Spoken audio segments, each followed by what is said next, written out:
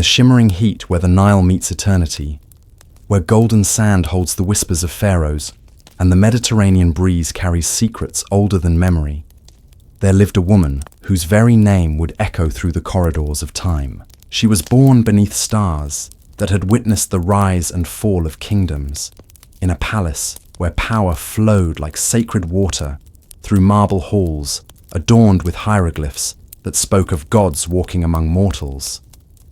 Her voice would command empires, her intellect would dazzle the greatest minds of her age, and her heart would beat with the rhythm of a land that had known glory since the dawn of civilization.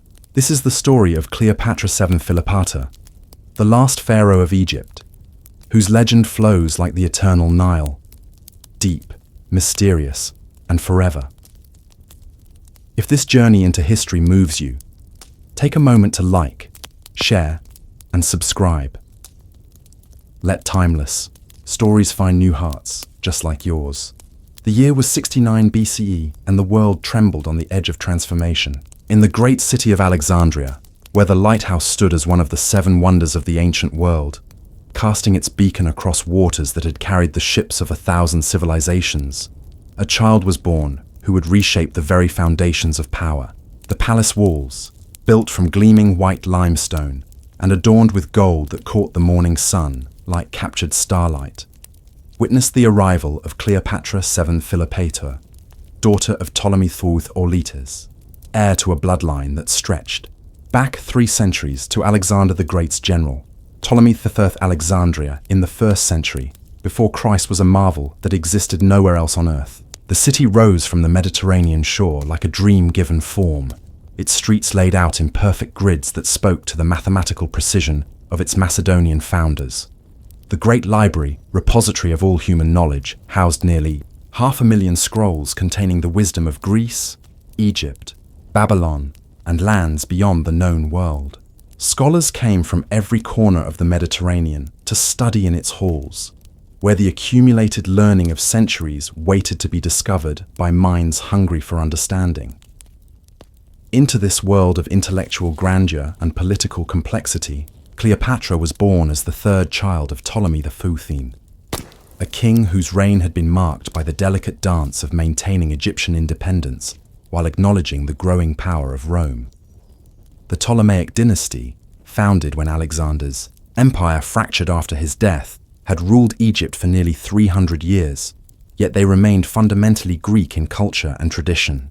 They spoke Greek in the palace, worshipped Greek gods alongside Egyptian deities, and maintained the Greek custom of royal siblings marrying one another to preserve the purity of their bloodline.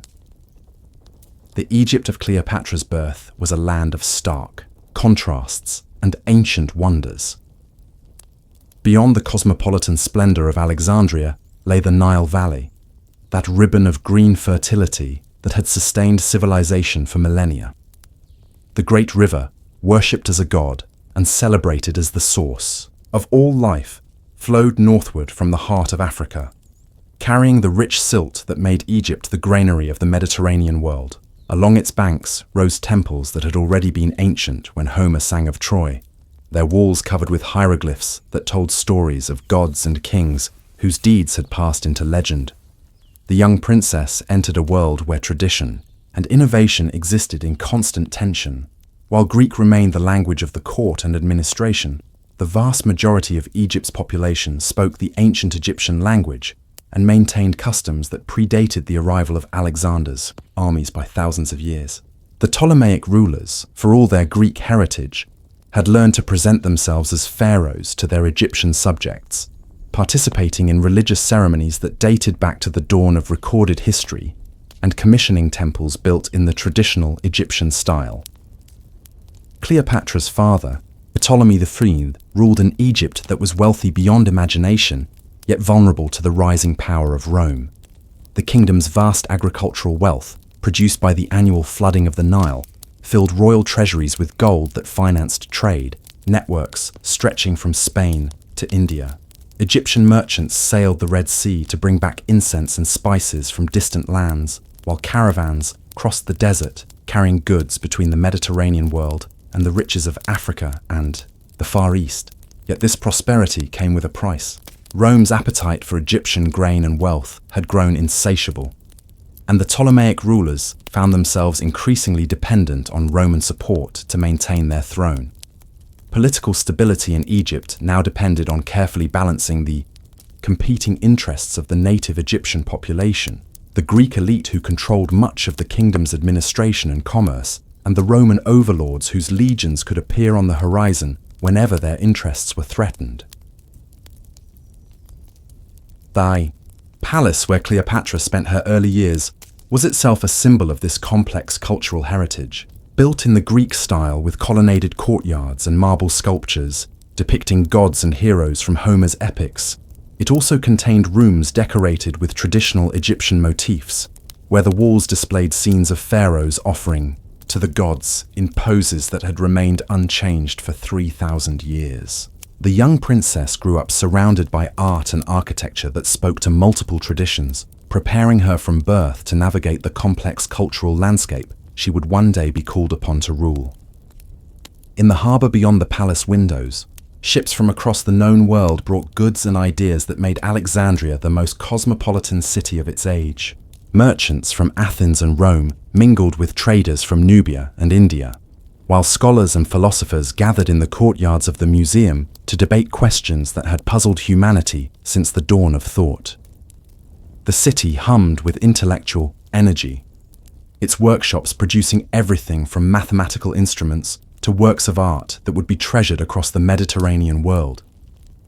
This was the world that shaped Cleopatra's earliest perceptions, a realm where power and learning walked hand in hand, where the legacy of Alexander the Great mingled with the eternal mysteries of the pharaohs, and where the future of one of humanity's oldest civilizations hung in the balance between tradition and the inexorable march of history. The child who would become the last pharaoh of Egypt began her life in a palace that stood at the crossroads of worlds, preparing her for a destiny that would require her to be simultaneously Egyptian pharaoh, Greek intellectual, and Roman ally. In the earliest years of her life, Cleopatra moved through palace corridors that echoed with the footsteps of centuries. The royal residence of Alexandria was a city within a city, its sprawling complex of buildings housing not only the immediate royal family, but also the vast bureaucracy that governed one of the ancient world's most sophisticated kingdoms. Here, surrounded by tutors, servants, and courtiers who treated her every word as though it carried the weight of prophecy, the young princess began her education in the arts of rule. Unlike her predecessors, who had often remained isolated within the Greek-speaking court, Cleopatra showed an early aptitude for languages that would prove crucial to her later success. While she naturally spoke the Greek that was the language of her family and the palace elite, she also began learning Egyptian, becoming the first Ptolemaic ruler in 3 centuries to master the tongue of her subjects. This linguistic curiosity extended beyond practical necessity. The young princess displayed an intellectual hunger that impressed even the learned scholars who served as her tutors. The education of a Ptolemaic princess was among the finest available in the ancient world. Drawing on the vast resources of the Alexandrian Library and Museum, Cleopatra's tutors included some of the most distinguished scholars of their time. She studied rhetoric and philosophy with masters who had trained in Athens, learned mathematics and astronomy from disciples of the great Alexandrian tradition that had produced Euclid and Eratosthenes, and absorbed the lessons of history from teachers who could recite the deeds of Alexander, Caesar, and the pharaohs with equal facility. Her studies in rhetoric would prove particularly valuable in the years to come. The art of persuasive speaking was considered essential for any ruler who hoped to maintain power in an age when political survival often depended on the ability to sway crowds, negotiate with foreign ambassadors, and command the loyalty of subordinates through the force of personality. Cleopatra's tutors taught her not only the techniques of classical oratory, but also the deeper principles of human psychology that allowed truly gifted speakers to reach into the hearts and minds of their audiences. Mathematics and natural philosophy formed another crucial component of her education. The Ptolemaic rulers had always prided themselves on their patronage of learning, and Cleopatra absorbed lessons that connected her to the great tradition of Alexandrian scholarship. She learned to calculate the movements of stars and planets, understanding that knowledge of astronomy was both practically useful for navigation and agriculture, and symbolically important for a ruler who claimed to be descended from gods who moved across the heavens. Yet perhaps most importantly, the young princess learned the complex art of Egyptian statecraft. Her tutors explained the delicate balance that had allowed the Ptolemaic dynasty to survive for 3 centuries, despite the challenges posed by native uprisings, rival claimants to the throne, and the growing power of Rome. She studied the careers of her ancestors, learning how Ptolemy I had secured his position after Alexander's death, how Ptolemy II had made Egypt the wealthiest kingdom in the Mediterranean, and how subsequent rulers had navigated the increasingly treacherous waters of international politics. The palace itself served as a living textbook in the exercise of power. Cleopatra observed how her father conducted audiences with foreign ambassadors, noting the subtle choreography of protocol that conveyed messages about status and intention without a word being spoken. She watched as Egyptian priests came to pay their respects to the pharaoh, observing how Ptolemy V seamlessly shifted between his Greek identity as a Hellenistic monarch and his Egyptian role as the living representative of the gods. Religious education formed a crucial part of her preparation for rule. As a future pharaoh, Cleopatra needed to understand both the Greek traditions of her family and the ancient Egyptian beliefs that her subjects considered sacred. She learned the stories of Zeus and Apollo that had shaped Greek culture for centuries, but she also absorbed the complex mythology of Egypt, with its pantheon of gods, whose worship stretched back to the dawn of human civilization. The young princess came to understand that effective rule in Egypt required the ability to speak to both traditions, honoring the cultural heritage of her Greek ancestors while demonstrating genuine respect for the religious beliefs of her Egyptian subjects. As she grew older, Cleopatra began to participate in the ceremonial aspects of royal life.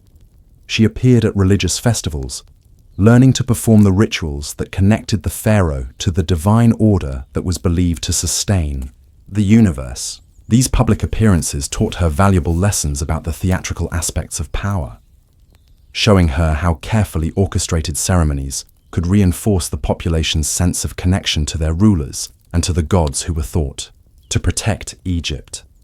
The princess also received instruction in the practical aspects of administration. She learned about Egypt's complex agricultural system, understanding how the annual flooding of the Nile created the wealth that supported the kingdom's power and influence. Her tutors explained the intricate network of canals and irrigation, systems that channeled the river's life-giving waters to fields throughout the Nile Valley, and she began to grasp the sophisticated bureaucracy required to manage such a vast and complex agricultural enterprise. Trade and commerce formed another essential subject of study. Egypt's position at the crossroads of Africa, Asia, and Europe made it a natural center for international trade, and the Ptolemaic rulers had built their wealth and power on their kingdom's role as an intermediary between distant markets. Cleopatra learned about the goods that flowed through Alexandria's harbors, from African gold and ivory to Indian spices and Chinese silk, understanding how Egypt's merchants and diplomats maintained the commercial relationships that sustained the kingdom's prosperity. Military affairs, though not traditionally emphasized in the education of royal women, also claimed a portion of the princess's attention. The Ptolemaic dynasty had survived through a combination of diplomacy and force, and Cleopatra's tutors ensured that she understood the basic principles of warfare and defense. She learned about the organization of Egypt's armies, the strengths and weaknesses of various military technologies, and the strategic considerations that determined when to fight and when to negotiate.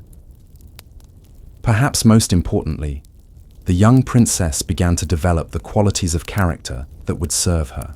While in the challenges ahead, her tutors emphasized the importance of self-control and emotional discipline, teaching her that effective rulers must be able to maintain their composure even in the most difficult circumstances. They stressed the value of intellectual curiosity, encouraging her to seek understanding of complex problems rather than accepting simple answers.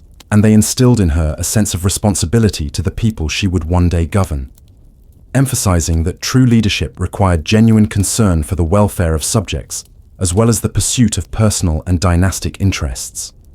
As Cleopatra moved through her adolescent years, it became increasingly clear that she possessed exceptional abilities that set her apart from her siblings.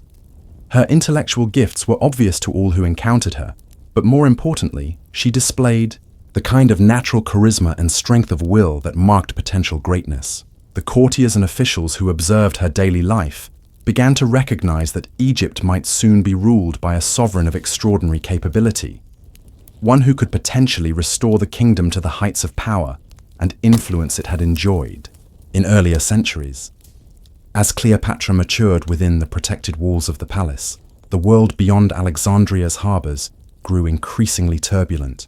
The decade of the 50s BCE witnessed the final death throes of the Roman Republic, as ambitious generals carved up territories with their legions, and the ancient system of shared governance collapsed beneath the weight of personal ambition and civil war. For Egypt, these distant conflicts represented both opportunity and mortal danger, as the kingdom's vast wealth made it an irresistible prize for any Roman strongman who could claim legitimate authority over its riches.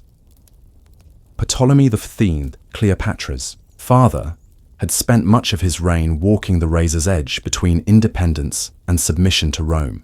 His nickname, Auletes, or the flute player, reflected the contempt that many of his subjects felt for a ruler who seemed more interested in music and philosophy than in defending Egypt's sovereignty. Yet this apparent weakness masked a sophisticated understanding of realpolitik that had allowed him to maintain his throne despite numerous challenges to his authority. The king's greatest crisis had come in 58 BCE, when a popular uprising drove him from Alexandria and forced him to seek refuge in Rome itself. For 3 years, he lived as a suppliant in the capital of the Republic, using Egypt's gold to purchase the support of Roman politicians and generals, while his daughter Berenice, Ides, ruled in Alexandria with the backing of Egyptian nobles who hoped to break free from Roman influence. The experience taught Ptolemy XIII valuable lessons about the price of power in an age when Roman legions cast long shadows across the Mediterranean world. When Roman forces finally restored him to power in 55 BCE, Ptolemy XIII returned to Egypt with a clearer understanding of his kingdom's position in the changing world. Rome's protection came with a price, paid not only in gold, but in the subtle erosion of Egyptian independence that accompanied every treaty and agreement. The king began to prepare his children for a future in which survival would require even greater diplomatic skill and political acumen than their ancestors had needed. Cleopatra observed these developments with the sharp intelligence that had already marked her as exceptional among the royal children. She watched as her father balanced the competing demands of Egyptian nationalism and Roman power, learning valuable lessons about the art of political survival in an age of chaos. The princess began to understand that effective rule in the 1st century BCE required more than traditional royal authority. It demanded the ability to adapt ancient institutions to radically change circumstances, while maintaining the loyalty of subjects who increasingly questioned their ruler's legitimacy. The political education of the princess accelerated as international tensions continued to mount. In 53 BCE, news reached Alexandria of the disastrous defeat of a Roman army by Parthian forces at the Battle of Carrhae, where Marcus Licinius Crassus and thousands of his legionaries perished in the deserts of Mesopotamia. The death of Crassus shattered the first triumvirate that had dominated Roman politics for nearly a decade, leaving Pompey the Great and Julius Caesar as the two most powerful figures in a republic that seemed destined for civil war.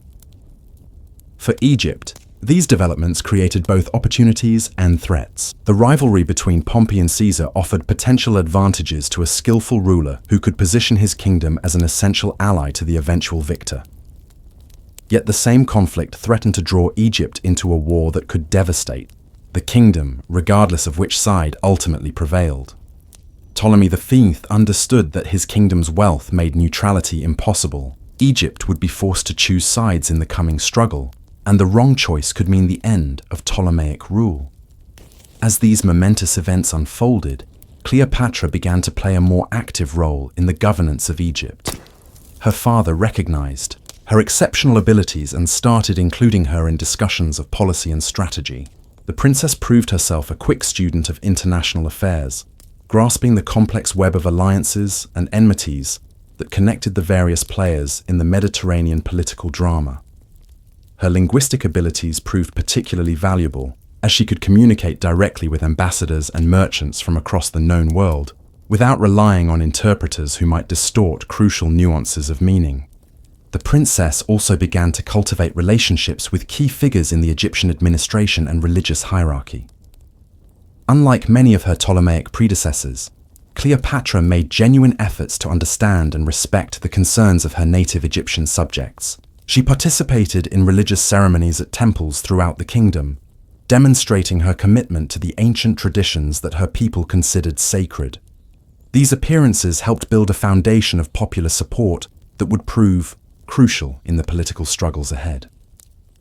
During this period, Cleopatra also developed her understanding of Egypt's economic foundations. She studied the kingdom's agricultural cycles, learning to read the complex signals that predicted the success or failure of the annual Nile flood, upon which Egypt's prosperity depended. The princess mastered the intricacies of the taxation system that generated the royal revenues, understanding how the burden of supporting the government fell upon different segments of the population. This knowledge would prove essential when she later faced the challenge of financing Egypt's independence while maintaining domestic stability. The year 51 BCE brought dramatic changes that would reshape Cleopatra's destiny. Ptolemy XIII died, leaving the throne to his eldest surviving children, according to the traditional Ptolemaic practice of joint rule between siblings. At the age of 18, Cleopatra became co-ruler of Egypt alongside her 10-year-old brother Ptolemy III, beginning a reign that would test every lesson she had learned about power, diplomacy, and survival in an age of chaos. The new rulers inherited a kingdom that was both extraordinarily wealthy and dangerously vulnerable. Egypt's annual revenues dwarfed those of most other ancient states, providing resources that could finance vast armies or purchase the loyalty of foreign allies. Yet this same wealth made the kingdom an irresistible target for ambitious Romans, who understood that control of Egypt could tip the balance of power in any civil war. The young pharaohs would need to navigate these treacherous waters with skill that exceeded even that of their experienced father. Cleopatra approached her new responsibilities with a clear understanding of the challenges ahead. The internal politics of Egypt required careful attention to the competing interests of the native population, the Greek elite, and the growing Roman presence in Alexandria.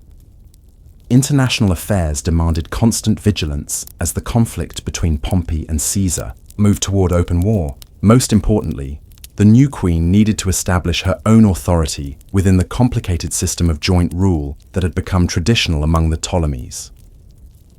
The early months of the new reign provided Cleopatra with valuable experience in the practical aspects of governing a complex kingdom. She participated in religious ceremonies that reinforced her legitimacy as pharaoh, met with administrators who managed Egypt's vast bureaucracy, and received foreign ambassadors who sought to understand the policies of the new government. Each of these activities taught her important lessons about the delicate art of maintaining authority while building consensus among competing factions.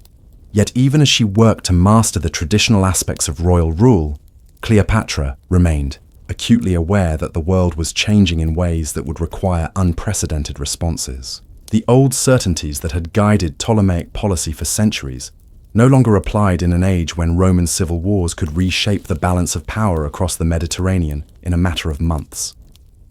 The young queen began to formulate strategies that would allow Egypt to preserve its independence and prosperity in this new and dangerous world, preparing for challenges that would test her intelligence, courage, and determination to their very limits. The coronation ceremonies that confirmed Cleopatra and Ptolemy III as joint rulers of Egypt unfolded with all the ancient splendor that the kingdom's traditions demanded. In the great temple of Ptah at Memphis, the young monarchs participated in rituals that connected them to a line of pharaohs stretching back 3,000 years to the legendary Menes, who had first united Upper and Lower Egypt. The priests chanted, in the sacred language that had been old when the pyramids were young, while incense rose toward painted ceilings that depicted the journey of the sun, god Ra, through the underworld of night toward the promise of eternal dawn. Yet beneath the magnificent pageantry of these ceremonies lay the hard realities of power in a world transformed by Roman ambition and civil war. Cleopatra understood that the throne she had inherited came with challenges that her ancestors could never have imagined. The new queen would need to be simultaneously the traditional pharaoh who embodied divine authority for her Egyptian subjects, the Hellenistic monarch who commanded the loyalty of Alexandria's Greek elite, and the diplomatic equal of Roman generals whose legions could determine the fate of kingdoms with a single decisive battle. The system of joint rule that placed Cleopatra alongside her younger brother created immediate complications that threatened to undermine effective governance. Ptolemaic tradition dictated that siblings share power as a safeguard against the concentration of authority in a single individual, but this arrangement often led to the very conflicts it was designed to prevent. The 10-year-old Ptolemy XIII possessed the theoretical authority of a pharaoh, yet he lacked the knowledge and experience necessary to make informed decisions about complex policy matters. Real power therefore flowed toward the advisors and regents who claimed to speak in his name. Chief among these figures was the eunuch Pothinus, who had served as Ptolemy X's tutor and now became his chief advisor and effective regent. Pothinus represented the conservative faction within the Egyptian court that favored a cautious approach to international affairs and traditional methods of governance. He viewed Cleopatra's intellectual ambitions and diplomatic innovations with suspicion, believing that the kingdom's interests would be better served by maintaining established policies and avoiding dangerous entanglements with foreign powers. The conflict between Cleopatra and the regency faction around her brother reflected deeper tensions within Egyptian society about the kingdom's proper role in the changing Mediterranean world. Many members of the traditional elite feared that too close an association with Rome would ultimately lead to the loss of Egyptian independence, yet they also recognized that defying Roman power could bring even more catastrophic consequences. These competing anxieties created a political environment in which decisive action became increasingly difficult, as every policy choice carried the risk of alienating crucial constituencies. Cleopatra responded to these challenges by working to build her own base of support within the kingdom's complex political structure. She cultivated relationships with key figures in the Egyptian priesthood, understanding that religious legitimacy remained crucial for any pharaoh who hoped to command genuine popular loyalty. The young queen participated enthusiastically in traditional ceremonies and demonstrated her respect for ancient customs, while also showing that she could speak directly to her Egyptian subjects in their own language, a gesture that distinguished her from virtually all of her Ptolemaic predecessors.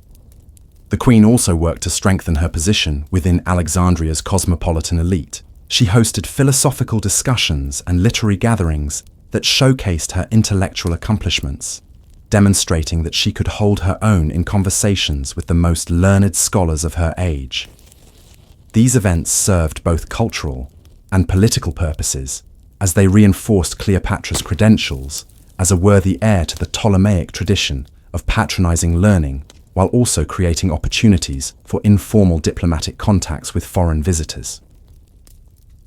International affairs, however, soon demanded more immediate attention than domestic politics. The long-anticipated civil war between Pompey and Caesar finally erupted in 49 BCE, when Caesar crossed the Rubicon River with his legions and marched on Rome.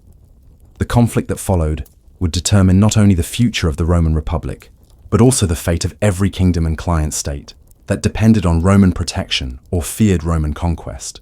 For Egypt, the choice between the competing claimants to supreme power in Rome represented perhaps the most crucial decision in the entire history of the Ptolemaic dynasty. Ptolemy XIII had maintained friendly relations with Pompey during his years of exile and restoration, creating expectations that Egypt would support the great general in his struggle against Caesar. Yet Cleopatra possessed enough political sophistication to understand that loyalty to past benefactors might not serve Egypt's interests if the balance of power shifted decisively towards Caesar. The young queen began to advocate for a more flexible policy that would keep Egypt's options open while the outcome of the civil war remained uncertain. This pragmatic approach brought Cleopatra into direct conflict with Pothinus and the other advisors who dominated the Regency Council around Ptolemy III.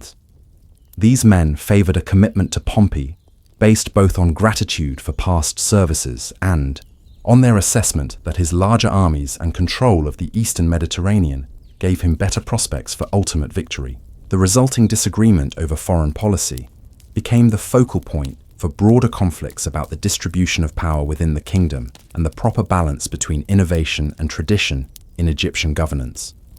As tensions mounted between the competing factions within the royal court, both sides began to prepare for a confrontation that could determine the future direction of Egyptian policy. Cleopatra worked to expand her influence within the army and the administration, seeking to build a coalition strong enough to override the opposition of her brother's advisors. The queen understood that her own survival might depend on her ability to seize effective control of the kingdom before external events forced Egypt to make irrevocable commitments that could prove disastrous. The military situation of the civil war evolved rapidly throughout 49 and 48 BCE, as Caesar's forces won a series of victories that steadily eroded Pompey's initial advantages. News of these developments reached Alexandria through the extensive network of merchants and diplomats who connected Egypt to every corner of the Mediterranean world. Each report of Caesar's progress strengthened Cleopatra's argument for flexibility in Egyptian foreign policy, while simultaneously increasing the pressure on all parties to reach a final decision about the kingdom's alignment. By the spring of 48 BCE, the conflict between Cleopatra and the Regency faction had reached a crisis point that threatened to tear Egypt apart, at the very moment when unity was most essential. The queen found herself increasingly marginalized within the official governmental structure, as Pothinus and his allies used their control over Ptolemy III to exclude her from crucial policy discussions. This bureaucratic maneuvering represented more than personal rivalry. It reflected a fundamental disagreement about the nature of royal authority and the proper response to the unprecedented challenges facing the kingdom. The young queen realized that half measures would no longer suffice to secure her position or advance her vision for Egypt's future. The time had come for decisive action that would either confirm her authority as the dominant partner in the joint monarchy or force her into exile like so many previous Ptolemaic claimants who had lost the struggle for power. Cleopatra began to prepare for a confrontation that would test everything she had learned about politics, diplomacy, and the art of survival, in an age when the fate of kingdoms could change as quickly as the Mediterranean winds that filled the sails of ships carrying news from distant battlefields. The events that followed would transform the 18-year-old queen from a promising but untested ruler into one of the most famous and influential women in all of human history. Yet in the early months of 48 BCE, as she prepared to stake everything on a single bold gamble, Cleopatra could only hope that the intelligence, courage, and diplomatic skill she had spent her entire life developing would prove sufficient for the extraordinary challenges that lay ahead. The stage was set for a drama that would ultimately determine not only her own fate, but the future of the last independent kingdom that still stood as a monument to the legacy of Alexander the Great. The morning sun cast long shadows across the marble floors of the great library as Cleopatra walked its corridors, her sandals silent against the polished stone. She had learned, in those early months of her reign, that power was not simply inherited, it was cultivated, nurtured, and defended with the same careful attention one might give to the most delicate of lotus blossoms in the palace gardens. At 18, she possessed the throne of Egypt, but she understood that possession and mastery were entirely different kingdoms. The Ptolemaic dynasty had ruled Egypt for 3 centuries, yet none before her had faced such a complex web of challenges. Rome's shadow stretched ever longer across the Mediterranean, its legions marching through lands that had once bowed only to pharaohs. The great powers of the ancient world were shifting like sand dunes in the desert wind, and Cleopatra knew that Egypt's survival depended not on the strength of its armies alone, but on the brilliance of its queen's mind. In those first years, she established herself not merely as a ruler, but as a living embodiment of the Egypt her people remembered. From their most cherished myths, she spoke not only Greek, the language of her Macedonian ancestors, but Egyptian, the first Ptolemaic ruler in 300 years to master the tongue of her subjects. When she addressed the priests at Memphis, her words carried the cadence of ancient hymns. When she spoke to farmers along the Nile, she knew their concerns as intimately as she knew the diplomatic protocols of Alexandria's greatest palaces. The palace scribes recorded her daily routines with meticulous care. She rose before dawn, when the Nile still held the silver reflection of fading stars. Her mornings were spent in council with advisors who had served her father, men whose wisdom had been shaped by decades of navigating the treacherous waters of international politics. Yet she brought to these discussions a perspective they had never encountered, that of a woman who understood that Egypt's greatest weapon was not its grain stores or its gold mines, but its culture. Cleopatra recognized that the world was changing. The old alliances that had sustained Egypt were crumbling. The Seleucid Empire, once a mighty rival, was fragmenting under Roman pressure. The various kingdoms of Asia Minor were falling one by one to Roman expansion. Egypt stood as perhaps the last great independent power in the Eastern Mediterranean, and its independence hung by threads that grew thinner with each passing season. Yet where others saw only danger, Cleopatra perceived opportunity. She began to transform the court of Alexandria into something unprecedented, a center of learning and culture that would attract the greatest minds of the known world. She understood that Rome, for all its military might, still looked to Greece and Egypt for intellectual and artistic inspiration. If she could make Alexandria indispensable to Roman cultural life, she might secure Egypt's political survival through bonds stronger than military treaties. The transformation of Cleopatra from princess to queen was not merely a matter of assuming new titles and responsibilities. It required her to become, in essence, multiple people, each perfectly suited to the particular audience she needed to influence. To the Egyptian priests, she was the reincarnation of Isis, the divine mother whose wisdom flowed from the source of the Nile itself. To the Greek scholars of Alexandria, she was a philosopher queen in the tradition of Plato's ideal ruler. To the Roman senators who increasingly determined Egypt's fate, she would need to become something else entirely. Her court reflected this multiplicity. The palace complex in Alexandria became a theater where different dramas played out simultaneously. In the morning, she might be found in the sacred precincts dedicated to Egyptian deities, performing rituals that connected her to 3,000 years of pharaonic tradition. The priests who served her in these ceremonies saw a queen who understood that ruling Egypt meant more than governing territory. It meant serving as the intermediary between the human and divine realms. By afternoon, she would transform into the heir of Alexander and the Ptolemies, presiding over debates in the Mauseon, where mathematicians, astronomers, and philosophers gathered to push the boundaries of human knowledge. She participated in these discussions not as a passive patron, but as an active intellect. Her questions revealed a mind trained in rhetoric, mathematics, and natural philosophy. She understood the mechanical principles behind the ingenious devices created by Alexandrian inventors, and she could debate the finer points of Aristotelian logic with scholars who had devoted their lives to such studies. The evenings brought yet another transformation.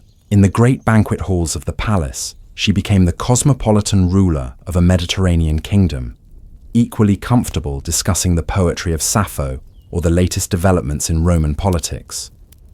Foreign ambassadors found themselves charmed by a queen who seemed to understand their concerns better than they understood them themselves. She knew which Roman senators preferred Greek wine to Egyptian beer, which Nabatean merchants collected rare papyri, which Celtic chieftains valued demonstrations of Egyptian engineering skills above gifts of gold. This was not mere performance. though performance certainly played a role. Cleopatra had understood, perhaps more clearly than any ruler of her era, that power in the ancient world depended as much on perception as on reality. A queen who could embody the diverse cultural traditions that flowed through Alexandria, like tributaries into the Nile, would command loyalties that no army could enforce and no treasury could purchase. Her mastery of languages became legendary. Beyond Greek and Egyptian, she learned Latin, Hebrew, Arabic, and the languages of Ethiopia and Persia. When she received delegations from distant kingdoms, she could address them in their own tongues, quoting their poets and referencing their histories. These demonstrations served a purpose beyond mere courtesy. They suggested a ruler whose intelligence and cultural reach matched the vast territories she governed. The scholars who visited her court left detailed accounts of these encounters. Plutarch would later write that her voice was like a many-stringed instrument, capable of producing whatever tone the moment required. But this musical metaphor obscures the intellectual substance behind her adaptability. She was not simply changing masks. She was revealing different facets of a remarkably complex understanding of statecraft. As the seasons turned and Cleopatra's reign entered its second year, the queen began to implement a diplomatic strategy that would have seemed impossible to earlier Ptolemaic rulers. Rather than simply reacting to Roman advances, she would actively shape Rome's relationship with Egypt by making herself indispensable to Roman cultural and economic interests. This was not submission disguised as diplomacy. It was a sophisticated form of soft power that leveraged Egypt's unique strengths. The grain ships that sailed from Alexandria to Rome carried more than wheat. They transported Egyptian scholars to Roman academies, Egyptian physicians to Roman hospitals, Egyptian architects to Roman construction projects. Cleopatra understood that cultural influence could prove more durable than military alliances. A Roman senator who had been educated by Egyptian tutors, treated by Egyptian doctors, or housed in buildings designed by Egyptian engineers, would think twice before supporting policies that threatened Egypt's independence. She also began to transform Alexandria itself into a destination that Romans could not afford to ignore. The palace complex was expanded to include guest quarters that rivaled anything in Rome for luxury and sophistication. The library was reorganized to make its treasures more accessible to foreign scholars. New museums were established to display the artistic achievements of Egypt's long history alongside contemporary works commissioned from the finest artists of the Mediterranean world. The famous Lighthouse of Alexandria, one of the 7 wonders of the ancient world, was renovated during this period, not merely as a navigational aid, but as a symbol of Egypt's technological supremacy. Ships approaching Alexandria's harbor could see from dozens of miles away the beacon that proclaimed Egypt's mastery of engineering and architecture. For many visitors, the lighthouse was their first glimpse of a kingdom that combined ancient wisdom with contemporary innovation. Yet Cleopatra's diplomatic innovations extended far beyond cultural exchange. She recognized that Egypt's control of the Nile gave her a unique form of leverage over Rome's food supply. Rather than wielding this power as a threat, she made it the foundation of a partnership that benefited both kingdoms. Egyptian grain fed Roman citizens, but the profits from this trade funded Egyptian military improvements and cultural projects that enhanced Egypt's international prestige. She also began to cultivate relationships with powerful Roman families through carefully arranged marriages and business partnerships. Egyptian noblewomen married Roman senators, creating kinship ties that complicated any Roman plans for conquering Egypt. Egyptian merchants formed joint ventures with Roman businessmen, intertwining the economic interests of both kingdoms. These relationships were not accidents. They were the products of careful planning by a queen who understood that the most effective conquests were often achieved without armies. The palace archives from this period reveal the extraordinary scope of Cleopatra's diplomatic correspondence. She exchanged letters with rulers and intellectuals across the known world. Her communications with the Parthian court explored possibilities for coordinated resistance to Roman expansion. Her messages to African kingdoms south of Egypt investigated opportunities for military and economic cooperation. Her letters to Greek city-states offered Egyptian support for cultural and educational initiatives that would strengthen Greek identity in an increasingly Roman world. The administrative machinery that Cleopatra inherited from her predecessors was sophisticated, but she transformed it into something approaching a science. Where previous Ptolemaic rulers had governed through force and tradition, she developed systems based on careful observation, rational analysis, and continuous improvement. The palace became, in effect, a laboratory for testing new approaches to the ancient challenges of statecraft. Her innovations began with information gathering. She established a network of correspondents throughout Egypt and across the Mediterranean who provided regular reports on economic conditions, political developments, and social changes. These reports were analyzed by teams of scholars and administrators who looked for patterns that might predict future trends or reveal emerging opportunities. For the first time in Egyptian history, royal decisions were based on systematic data collection rather than intuition or tradition alone. The tax system was reformed to encourage economic growth rather than simply extracting revenue. Cleopatra understood that a prosperous Egypt could support larger armies and fund more ambitious projects than an Egypt impoverished by excessive taxation. She reduced tax rates on agricultural production while increasing support for irrigation, projects that expanded the amount of farmable land. The result was a paradox that amazed contemporary observers. Lower tax rates produced higher total revenues because the economic base expanded faster than the rates decreased. She also revolutionized the administration of justice. Rather than relying solely on traditional legal precedents, she commissioned scholars to study legal systems throughout the Mediterranean world and adapt the best features for Egyptian use. The resulting legal code balanced respect for ancient Egyptian traditions with recognition of contemporary realities. Foreign merchants found Egyptian courts more predictable and fair than those of other kingdoms, which encouraged international trade and enhanced Alexandria's reputation as a cosmopolitan center. The Queen's attention to detail extended to seemingly minor aspects of palace life that actually had significant political implications. The design of throne rooms, the choreography of court ceremonies, the selection of gifts for foreign dignitaries, all were planned with careful consideration of their psychological impact.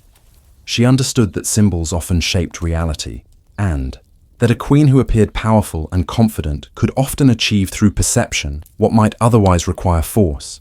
Her personal schedule reflected this systematic approach to rulership. Each day was divided into carefully planned segments devoted to different aspects of governance. Morning hours were reserved for military and security briefings. Midday brought meetings with economic advisors and reviews of trade statistics. Afternoons were spent on diplomatic correspondence and meetings with foreign representatives. Evenings were devoted to cultural affairs, scholarly discussions, and long-term strategic planning. Yet perhaps her most innovative administrative achievement was the integration of women into positions of real authority within the government. While other ancient societies limited women's public roles, Cleopatra appointed women to serve as provincial governors, diplomatic representatives, and military advisors. She recognized that excluding half the population from governance was not just morally questionable, but strategically foolish. It wasted human resources that could strengthen the kingdom. The records kept by palace scribes reveal that these female officials often performed better than their male counterparts. Women governors were less likely to become involved in corruption scandals. Female diplomats proved especially effective at negotiations with kingdoms where women held high status. Women military advisors brought perspectives that enhanced strategic planning. Their success validated Cleopatra's judgment and provided a model that would influence administrative practices throughout the Mediterranean world. While political and administrative reforms strengthened Egypt's government, Cleopatra understood that lasting influence required cultural transformation. She embarked on what historians would later recognize as one of the most ambitious cultural projects of the ancient world, the creation of a new Egyptian identity that honored the past while embracing the cosmopolitan realities of the Hellenistic age. This cultural revolution began with language. Although she was the first Ptolemaic ruler to learn Egyptian, Cleopatra went beyond mere linguistic competence to become a patron of Egyptian literature and scholarship. She commissioned scribes to translate ancient Egyptian texts into Greek, making the wisdom of the pharaohs accessible to the international scholarly community. Simultaneously, she sponsored the translation of Greek philosophical and scientific works into Egyptian, ensuring that Egyptian scholars could participate in contemporary intellectual developments. The result was a cultural synthesis that had never existed before. Egyptian temples began to incorporate architectural elements derived from Greek models, while Greek theatres in Alexandria featured performances of dramas based on Egyptian mythological themes. Egyptian artists created sculptures that combined the formal dignity of pharaonic art with the psychological realism of Hellenistic sculpture. Greek philosophers wrote treatises that integrated Egyptian cosmological concepts with Aristotelian natural philosophy. The Great Library of Alexandria became the center of this cultural renaissance. Under Cleopatra's patronage, it expanded beyond its traditional role as a repository of texts to become an active research center where scholars from different traditions collaborated on ambitious projects. Egyptian astronomers worked with Greek mathematicians to improve calendar systems. Egyptian physicians shared their knowledge of anatomy and pharmacology with Greek doctors who brought theoretical frameworks for understanding disease. Egyptian engineers collaborated with Greek architects to design buildings that served practical needs while expressing aesthetic ideals. Music provided another avenue for cultural innovation. Egyptian musicians had preserved traditions stretching back thousands of years, while Greek musicians had developed sophisticated theories about harmony and rhythm. Cleopatra brought these traditions together by establishing a royal conservatory, where musicians from both cultures could study and experiment together. The resulting musical fusion created new forms that influenced artistic development throughout the Mediterranean world. Religious practices also evolved under Cleopatra's influence. Rather than seeing Egyptian and Greek religious traditions as incompatible, she promoted a syncretic approach that identified common themes and complementary insights. The goddess Isis, for example, was presented as embodying both Egyptian concepts of divine motherhood and Greek ideals of wisdom and justice. Mystery religions that combined Egyptian initiatory practices with Greek philosophical speculation attracted devotees from across the ancient world. The queen herself became a symbol of this cultural synthesis. In public appearances, she might wear traditional Egyptian regalia while speaking Greek, or dress in Greek fashion while performing Egyptian religious ceremonies. These combinations were not random. They were carefully planned demonstrations of how different cultural traditions could be integrated without losing their distinctive characteristics. The economic implications of this cultural revolution were as significant as its artistic achievements. Alexandria became a destination for cultural tourism as wealthy Romans, Greeks, and others traveled to Egypt to experience the unique synthesis that Cleopatra had created. These visitors brought money that supported local artisans, scholars, and entertainers. They also brought ideas that further enriched Egyptian cultural life. The result was a positive feedback loop that enhanced both Egypt's cultural reputation and its economic prosperity. By the fourth year of Cleopatra's reign, the delicate balance she had maintained between Egyptian independence and Roman influence was beginning to shift. News arrived from across the Mediterranean that spoke of changes in Roman politics that would inevitably affect Egypt's future. The Roman Republic was straining under the weight of its own success as generals and politicians competed for power, with increasing desperation and violence. The palace intelligence network that Cleopatra had so carefully constructed brought disturbing reports from Rome. The old consensus that had maintained republican government for centuries was breaking down. Military commanders were beginning to see their armies as personal instruments rather than servants of the state. Wealthy citizens were funding private militias. Political opponents were resorting to assassination rather than electoral competition. The Roman system that had conquered most of the known world was beginning to devour itself. For Egypt, these developments presented both dangers and opportunities. A weak and divided Rome might be less capable of threatening Egyptian independence, but it might also be less able to honor its existing commitments to Egypt. Worse, Roman civil wars had a tendency to spill beyond Rome's borders as competing factions sought resources and allies wherever they could find them. Egypt's wealth and strategic location made it an inevitable target for Roman generals who needed funding for their ambitions. Cleopatra responded to these challenges with characteristic thoroughness. She began to strengthen Egypt's military capabilities, while simultaneously deepening the cultural and economic ties that made Egypt valuable to Rome. If Egypt could become indispensable to Roman prosperity while also becoming too powerful to conquer easily, it might survive the coming storm with its independence intact. The military preparations were extensive but carefully concealed.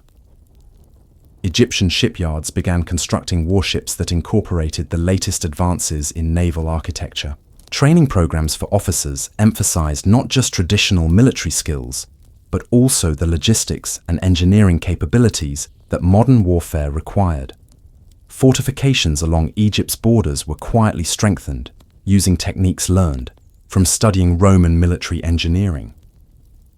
Yet Cleopatra understood that military strength alone would not preserve Egypt's independence. She continued to expand the cultural and economic relationships that made Egypt valuable to Rome.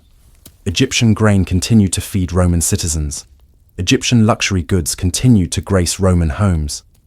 Egyptian scholars continued to educate Roman children. Egyptian doctors continued to treat Roman patients. These relationships created constituencies within Rome itself that had strong interests in maintaining Egypt's independence and prosperity. The Queen also began to cultivate relationships with specific Roman leaders who seemed likely to play important roles in the Republic's future. She sent gifts and messages of support to promising young politicians. She offered sanctuary and resources to Roman exiles who might someday return to power. She provided intelligence and advice to Roman generals whose success might benefit Egypt. These investments in individual relationships were designed to ensure that Egypt would have friends regardless of which faction ultimately prevailed in Rome's internal struggles. As the political situation in Rome deteriorated, Cleopatra found herself facing a cruel irony. The cultural and diplomatic successes that had strengthened Egypt's international position had also made the kingdom more visible and attractive to Roman ambitions. Every improvement in Egyptian infrastructure, every expansion of Egyptian trade, every enhancement of Egyptian military capabilities was noted by Roman observers who were calculating the benefits of conquering Egypt versus the costs of leaving it independent. The Queen's correspondence from this period reveals her growing awareness that the peaceful coexistence she had worked so hard to achieve might be impossible to maintain.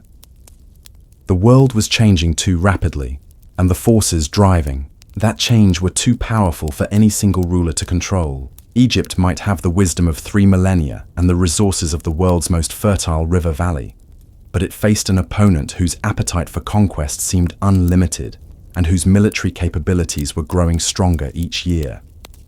Yet, even as she prepared for the possibility of conflict, Cleopatra continued to hope that wisdom and diplomacy might yet preserve what force could not protect. She had learned from studying Egyptian history that kingdoms might fall and rise, dynasties might crumble and be replaced, but the deeper currents of culture and civilization flowed on like the Nile itself, nourishing new growths in each generation. Whatever happened to her personally, or even to Egypt as an independent kingdom, the cultural achievements of her reign might survive to influence future ages in ways she could not foresee. The palace gardens where she walked in the evenings, thinking through these challenges, had been designed to represent the cosmos in miniature. Paths wound between plants that represented different regions of the world Egypt ruled or influenced. Fountains traced the patterns of celestial movements that Egyptian astronomers had mapped with unprecedented precision. The whole complex served as a reminder that rulership involved responsibility not just for immediate political concerns, but for the long-term welfare of the human community. As she contemplated the uncertain future that lay ahead, Cleopatra could take comfort in knowing that she had prepared Egypt as thoroughly as any ruler could prepare a kingdom for the trials to come. The administrative systems she had established would function effectively regardless of who occupied the throne. The cultural achievements she had sponsored would enrich human life for generations to come. The diplomatic relationships she had cultivated would provide options for Egypt's future rulers, even in the most difficult circumstances.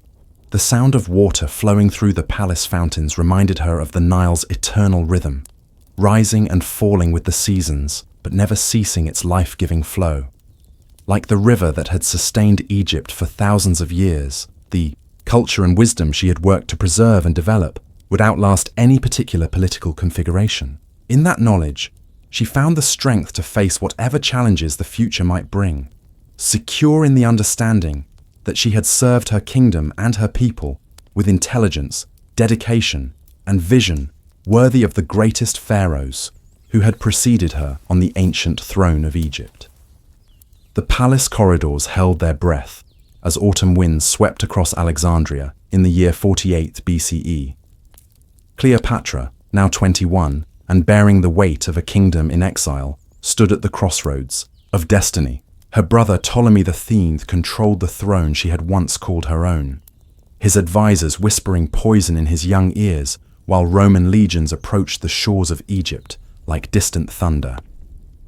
In the harbour, ships bearing the eagle standards of Rome rode the gentle swells, their bronze rams cutting through waters that had witnessed the rise and fall of pharaohs for 3 millennia. Among these vessels sailed one that would alter the course of history, a ship carrying Gaius Julius Caesar, the most powerful man in the Roman world, fleeing his own political storms as much as pursuing his rival Pompey across the Mediterranean. Caesar had come to Egypt not as a conqueror, but as a man seeking resolution to his civil war with Pompey. The great general who had crossed the Rubicon and marched on Rome now found himself in the land of the pharaohs, where politics moved like the Nile itself, deep, mysterious, and capable of both nourishing life and drowning the unwary. Cleopatra understood that this Roman arrival represented more than diplomatic opportunity. It was her moment to reclaim not just her throne, but her vision of Egypt as a power that could stand as Rome's equal rather than its vassal. In her exile south of Alexandria, she had spent months planning, gathering loyal forces, and preparing for exactly such a moment when the threads of fate might align in her favor. The stories of their first meeting have been woven through time, with such golden thread that truth and legend intertwine like lovers' hands. Some say she was smuggled into his presence wrapped in a carpet, others that she came by boat under cover of darkness. What remains constant in every telling is the electric moment when Egypt's queen first looked into the eyes of Rome's master, minds recognizing their equal across the chasm of cultures. Caesar, now 52 and bearing the scars of a dozen campaigns, was no stranger to beautiful women or political alliances. Yet in Cleopatra, he found something that neither the salons of Rome nor the courts of Gaul had offered. A partner whose intellect matched her ambition, whose knowledge of statecraft ran as deep as the foundations of Alexandria itself. She spoke to him not in the honeyed words of a supplicant, but in the measured tones of one ruler addressing another. Their conversation that night, conducted in the flickering light of oil lamps, while the Mediterranean whispered against the palace walls, shaped the destiny of two civilizations. Cleopatra presented her case not merely as a sister wronged by a brother, but as the rightful heir to a kingdom that could serve as Rome's gateway to Africa, Arabia, and the treasures of the East. She painted visions of trade routes flowing like rivers of gold, of Egyptian grain feeding Roman citizens, of combined fleets dominating the eastern seas. Caesar, practical as always beneath his visionary exterior, saw immediately what Cleopatra offered. Not just an alliance, but a transformation of Rome's relationship with the East. Where other provinces required constant military supervision, Egypt, under Cleopatra's rule, could become a true partner. Its wealth and resources flowing to Rome, not through force, but through mutual benefit. As dawn broke over Alexandria, painting the great lighthouse in shades of rose and gold, the alliance between Caesar and Cleopatra was sealed. It was an agreement written not on papyrus, but in the understanding that passed between two extraordinary minds, a recognition that they could achieve together what neither could accomplish alone. The sun that rose that morning illuminated not just a new day, but a new chapter in the story of the ancient world. Yet their partnership would be tested almost immediately. Ptolemy the Thean's advisors, particularly the eunuch Pothinus and the general, Achilles, viewed Caesar's obvious favor toward Cleopatra as a threat to their own power. Within days of the Roman general's arrival, Alexandria began to simmer with the kind of political tension that had torn apart kingdoms since the world was young. Winter descended upon Alexandria in the year 48 BCE with an unusual chill, as if the city itself sensed the coming storm. The great metropolis, which had known peace under the protection of Roman friendship, now found itself divided between the supporters of the royal siblings. In the palace quarter, Caesar's small force of legionnaires stood ready, while outside the walls, Achilles marshaled an army 20,000 strong. What became known as the Alexandrine War began not with the clash of armies, but with whispered betrayals in marble corridors. Pothinus, the chief minister who had manipulated young Ptolemy III like a master puppeteer, sent secret messages to the Egyptian forces besieging the palace. His plan was elegant in its simplicity. Eliminate Caesar and Cleopatra together, then rule Egypt through the malleable boy king. Cleopatra, however, had not survived the treacherous waters of Ptolemaic politics without learning to read the currents of conspiracy. Her network of informants, woven throughout the palace like invisible threads, brought word of Pothinus's treachery. When she informed Caesar of the plot, the Roman general's response was swift and decisive. Before the next dawn broke over the city, Pothinus was dead, his body discovered in his chambers as if sleep had simply claimed him in the night.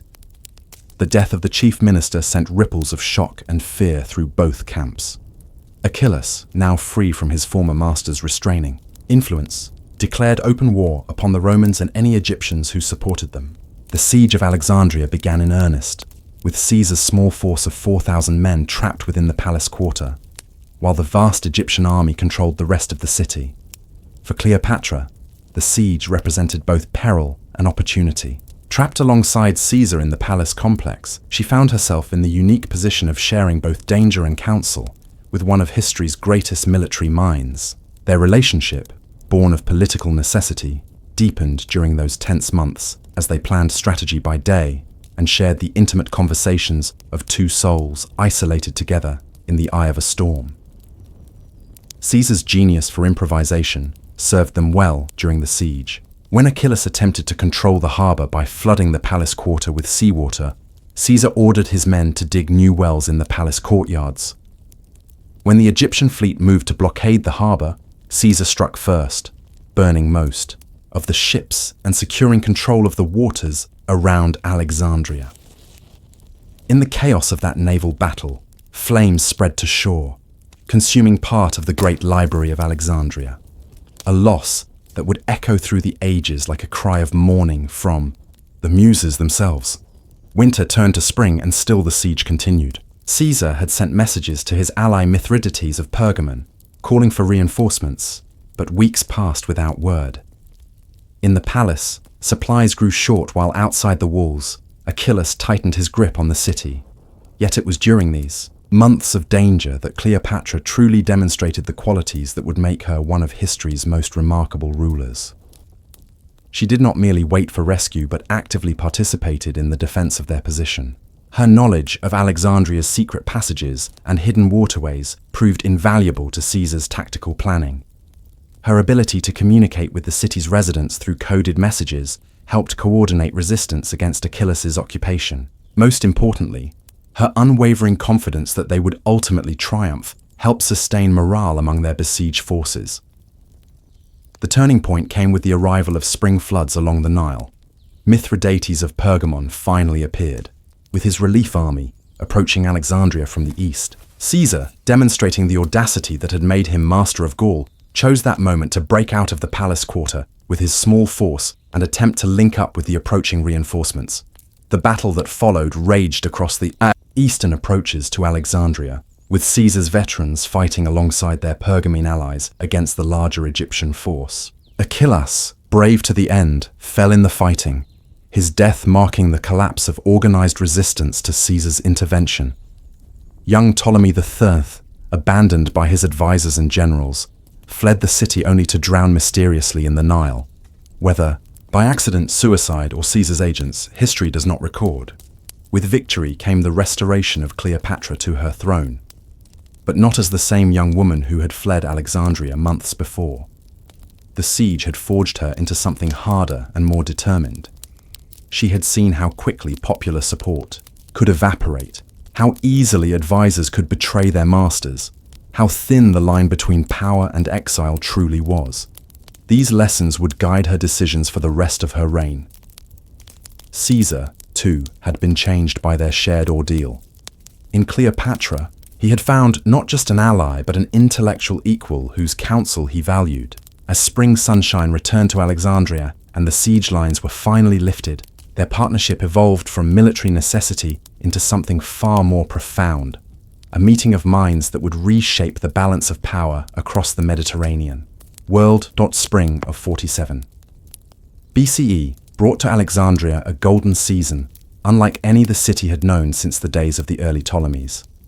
With Caesar's victory complete and Cleopatra restored to undisputed rule, Egypt entered a period of prosperity and cultural flowering that would become legendary. The young queen, now 22 and possessed of a confidence forged in the fires of war, set about transforming her kingdom into the jewel of the Mediterranean world. Caesar remained in Alexandria far longer than Roman politics dictated wise. His enemies in the Senate sent increasingly urgent messages demanding his return, but the master of Rome found himself reluctant to leave the city that had become, in many ways, more comfortable to him than the marble halls of the capital. Here, beside the Nile, he could rule without the constant maneuvering of rival senators, could plan vast projects without the interference of tribunes and consuls. Together, Caesar and Cleopatra embarked upon what they called the Great Journey, a magnificent progress up the Nile that served as both royal progress and honeymoon voyage. Their flotilla of 400 ships, led by Cleopatra's enormous state barge, moved slowly southward along the ancient river, stopping at every major temple and city to receive the homage of the people and the blessings of the priests. The royal barge itself became the stuff of legend. Built of cedar and cypress, decorated with gold and precious stones, it stretched nearly 400 feet from prow to stern. Its gardens held trees from across the known world. Its libraries contained scrolls in dozens of languages. Its workshops housed the finest artisans of Egypt. From its deck, Caesar and Cleopatra watched the eternal pageant of the Nile. Feluccas, with their triangular sails, fishing boats heavy with their catch, merchant vessels carrying ivory and gold from the lands beyond the cataracts. At each stop along their journey, the royal couple demonstrated their commitment to Egypt's ancient traditions while simultaneously modernizing the kingdom's administration. In Memphis, they offered sacrifices to Ptah according to rites that stretched back 3 millennia, yet also established new courts using Roman legal principles. At Thebes, they participated in the ancient festivals of Amun while founding schools that would teach Greek philosophy alongside Egyptian wisdom. The economic transformation of Egypt during this period reflected Cleopatra's remarkable ability to blend tradition with innovation. She expanded trade routes that connected Egypt not just with Rome but with Arabia, India, and the lands beyond. Alexandria's harbour welcomed ships bearing silk from China, spices from India, incense from Arabia, and precious stones from Nubia. The customs duties from this expanded commerce filled Egypt's treasury, while providing Rome with exotic goods its citizens craved. In the palace workshops, craftsmen created objects of surpassing beauty that fused Egyptian, Greek, and Roman artistic traditions. Jewelers set Ethiopian emeralds in Roman gold, using techniques passed down from pharaonic times. Painters decorated villas with frescoes that told stories from Homer alongside tales from Egyptian mythology. Sculptors carved portraits that captured not just physical likeness, but the spiritual essence their subjects projected into the world. The intellectual flowering of Alexandria during this period rivaled the golden age of the early Ptolemies. The library, despite damage from the harbour fires, continued to attract scholars from across the Mediterranean world. Cleopatra herself, fluent in 9 languages and trained in rhetoric, mathematics, and natural philosophy, often participated in the scholarly debates that filled the museum's halls. Caesar, whose own literary works were respected throughout the Roman world, found stimulation in conversations with minds unencumbered by Roman political constraints. It was during this golden season that Cleopatra gave birth to the child who would become known as Caesarion, Little Caesar. The birth of a son to Caesar and Cleopatra sent ripples of excitement and concern throughout both Egypt and Rome. For Egypt, it represented the promise of a dynasty that might unite the authority of the pharaohs with the power of Rome. For Caesar's enemies in Rome, it suggested dangerous ambitions that threatened the very foundations of the Republic. The child's birth was celebrated throughout Egypt with festivals that lasted for weeks. Temple priests proclaimed him blessed by the gods, while astrologers cast horoscopes that predicted greatness. Cleopatra, holding her infant son in the palace overlooking Alexandria's harbour, could envision a future where East and West were united under his rule, where the wisdom of Egypt and the power of Rome might create an empire that would endure for 1,000 years. Caesar, though he never formally acknowledged Caesarion as his heir, clearly delighted in the boy. Roman writers would later claim the general's paternity was uncertain, but those who witnessed Caesar playing with the child in the palace gardens had no doubt of his affection. The boy had Caesar's sharp intelligence reflected in dark eyes that held Cleopatra's penetrating gaze, a combination that suggested remarkable potential. As summer turned to autumn in 47 BCE, however, reality began to intrude upon their golden season. Messages from Rome became increasingly urgent. Pompey's sons were raising new armies in Spain, while trouble brewed in Asia Minor, where Pharnaces of Pontus had declared war on Rome. Caesar's prolonged absence from the capital allowed his enemies to strengthen their position while his allies grew restless. The decision to leave Egypt was perhaps the most difficult of Caesar's remarkable career. In Cleopatra, he had found not just love, but intellectual partnership. In Alexandria, he had discovered a city that appreciated learning and culture in ways that Rome, for all its power, could not match. In Egypt itself, he saw the possibility of creating something new, an empire that ruled through wisdom rather than force alone. The autumn winds of 47 BCE carried with them the scent of change as Caesar prepared to leave Alexandria. His departure was delayed repeatedly, ostensibly by administrative matters, but those close to the couple knew that parting from Cleopatra and their infant son proved more difficult than any military campaign Caesar had ever undertaken. The man who had crossed the Rubicon without hesitation found himself reluctant to sail beyond the site of Alexandria's lighthouse. Their final weeks together were spent in intense planning for Egypt's future. Caesar understood that his absence would place enormous pressure on Cleopatra's rule, particularly as Roman politics grew more volatile. Together, they established systems of communication that would allow for rapid exchange of information across the Mediterranean. More importantly, they developed contingency plans for various scenarios: what Cleopatra should do if Caesar died in battle, how Egypt should respond if his enemies gained control in Rome, how their son should be protected if political circumstances demanded it. When Caesar finally sailed from Alexandria's harbour, Cleopatra stood on the palace balcony, watching his ships disappear into the Mediterranean haze. She held Caesarion in her arms, the child now 6 months old and beginning to show the alert intelligence that would characterize his short life. The queen, who had once been smuggled into Caesar's presence in a carpet, now commanded the resources of the richest kingdom in the Mediterranean. Yet she had never felt more vulnerable than in that moment of separation. Caesar's departure marked the beginning of what historians would later call Cleopatra's years of consolidation. With her Roman protector gone, she faced the delicate task of securing Egypt's independence while maintaining the alliance that had restored her to power. Her approach revealed the sophisticated understanding of realpolitik that would define her reign.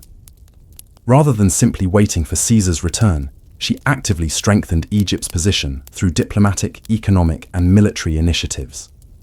The first priority was securing Egypt's borders. Cleopatra understood that her kingdom's wealth made it an attractive target for ambitious neighbors, particularly with Caesar's protective presence removed.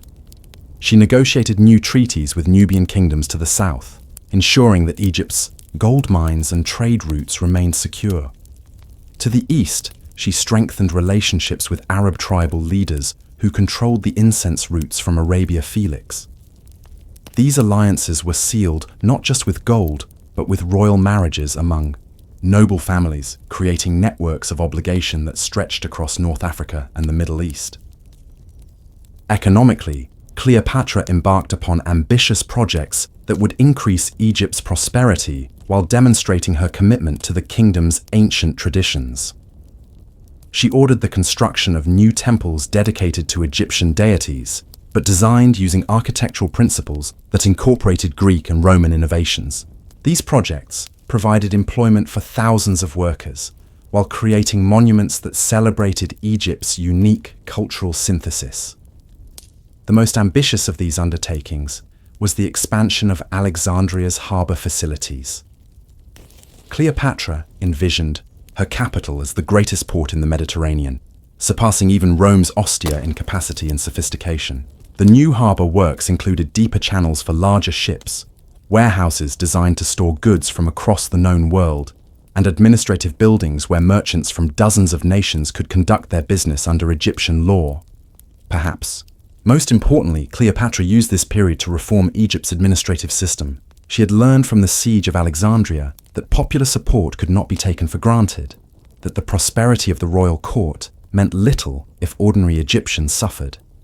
Her reforms reduced taxes on essential goods while increasing revenues through expanded trade.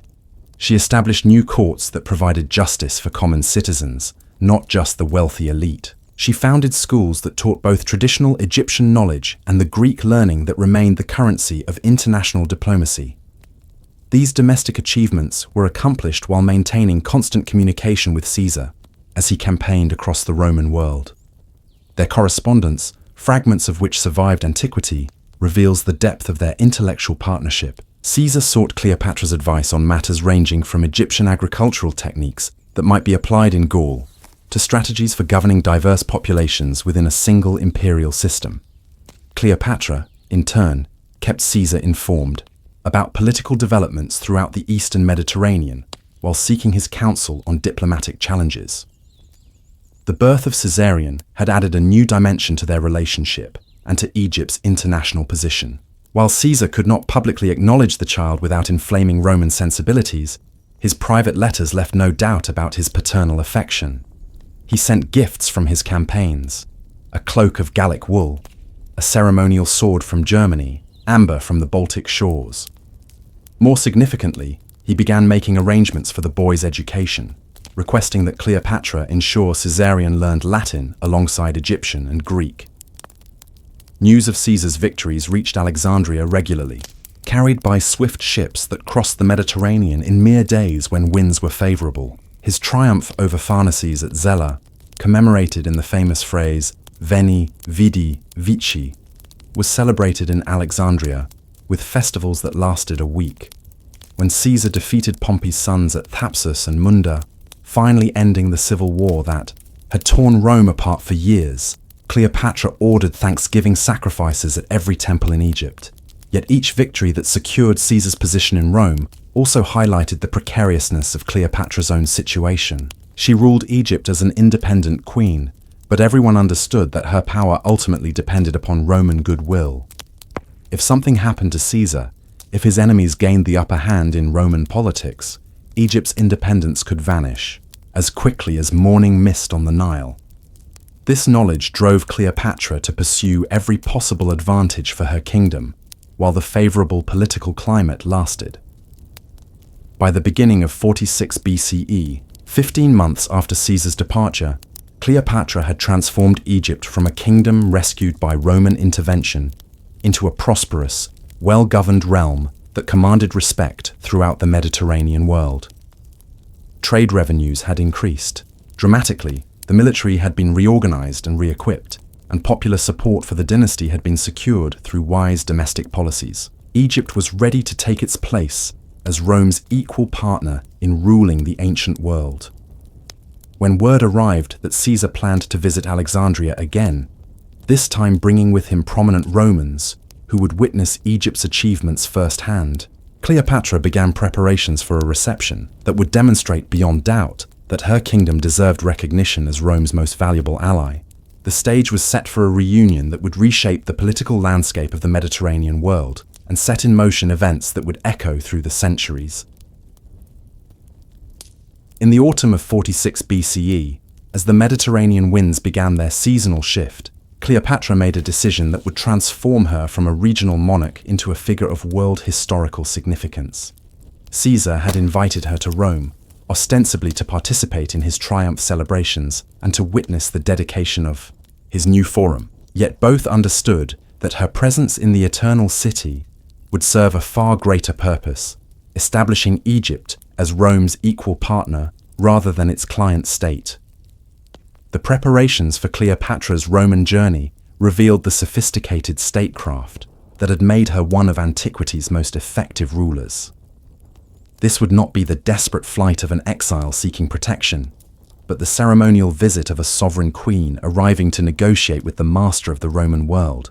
Her entourage numbered in the hundreds, including scholars from the museum, priests from Egypt's greatest temples, merchants representing the kingdom's trade interests, and craftsmen carrying examples of Egyptian artistry. The royal ship that carried Cleopatra to Rome was itself a diplomatic statement. Built in the shipyards of Alexandria using cedar from Lebanon and decorated with gold from Nubian mines, it demonstrated Egypt's wealth and technological sophistication. The vessel's size impressed even experienced Roman naval officers, while its luxurious appointments, libraries, gardens, workshops, even a small temple, suggested a civilization that valued learning and beauty alongside power. Cleopatra's arrival in Rome during the late autumn of 46 BCE created a sensation that rippled through every level of Roman society. The common people, always fascinated by exotic spectacle, lined the Tiber's banks to witness the Egyptian queen's progress toward the city. The wealthy competed to catch glimpses of the woman whose beauty and intelligence had captivated Caesar. Even senators, officially disapproving of her presence, found excuses to observe this living embodiment of the mysterious East. Caesar had prepared a villa across the Tiber for Cleopatra's residence, a location that acknowledged her royal status, while respecting Roman sensibilities about foreign monarchs within the city proper. The villa, surrounded by gardens that rivaled anything in Alexandria, became the center of a remarkable cultural exchange. Roman intellectuals flocked to evening discussions where Egyptian learning met Roman pragmatism, creating conversations that advanced understanding in fields from astronomy to architecture. The Queen's presence at Caesar's triumph celebrations provided Romans with their first direct exposure to Ptolemaic royal ceremonial. Cleopatra appeared not as a suppliant grateful for Roman protection, but as a sovereign equal honoring Caesar's achievements. Her costume for these occasions blended Egyptian, Greek, and Roman elements. Silk from China dyed with Tyrian purple, jewelry incorporating Roman cameos alongside Egyptian scarabs, and a diadem that proclaimed her divine status as a Ptolemaic pharaoh. More significant than ceremonial appearances were the private meetings between Cleopatra and Rome's leading figures. She held court in her villa, receiving senators, merchants, intellectuals, and religious leaders who came to assess this remarkable woman for themselves. These encounters revealed the depth of her education and the sophistication of her political understanding. She could discuss philosophy with Stoics, debate poetry with scholars, negotiate trade agreements with merchants, and plan military campaigns with generals. Young Caesarion accompanied his mother to Rome, though Caesar's political situation prevented public acknowledgement of their relationship. The boy, now approaching his second birthday, charmed visitors to the villa with his precocious, intelligence and bilingual chatter. Those who observed Caesar playing with the child noted the unmistakable resemblance and the general's obvious affection, though Roman political necessities prevented formal recognition of paternity.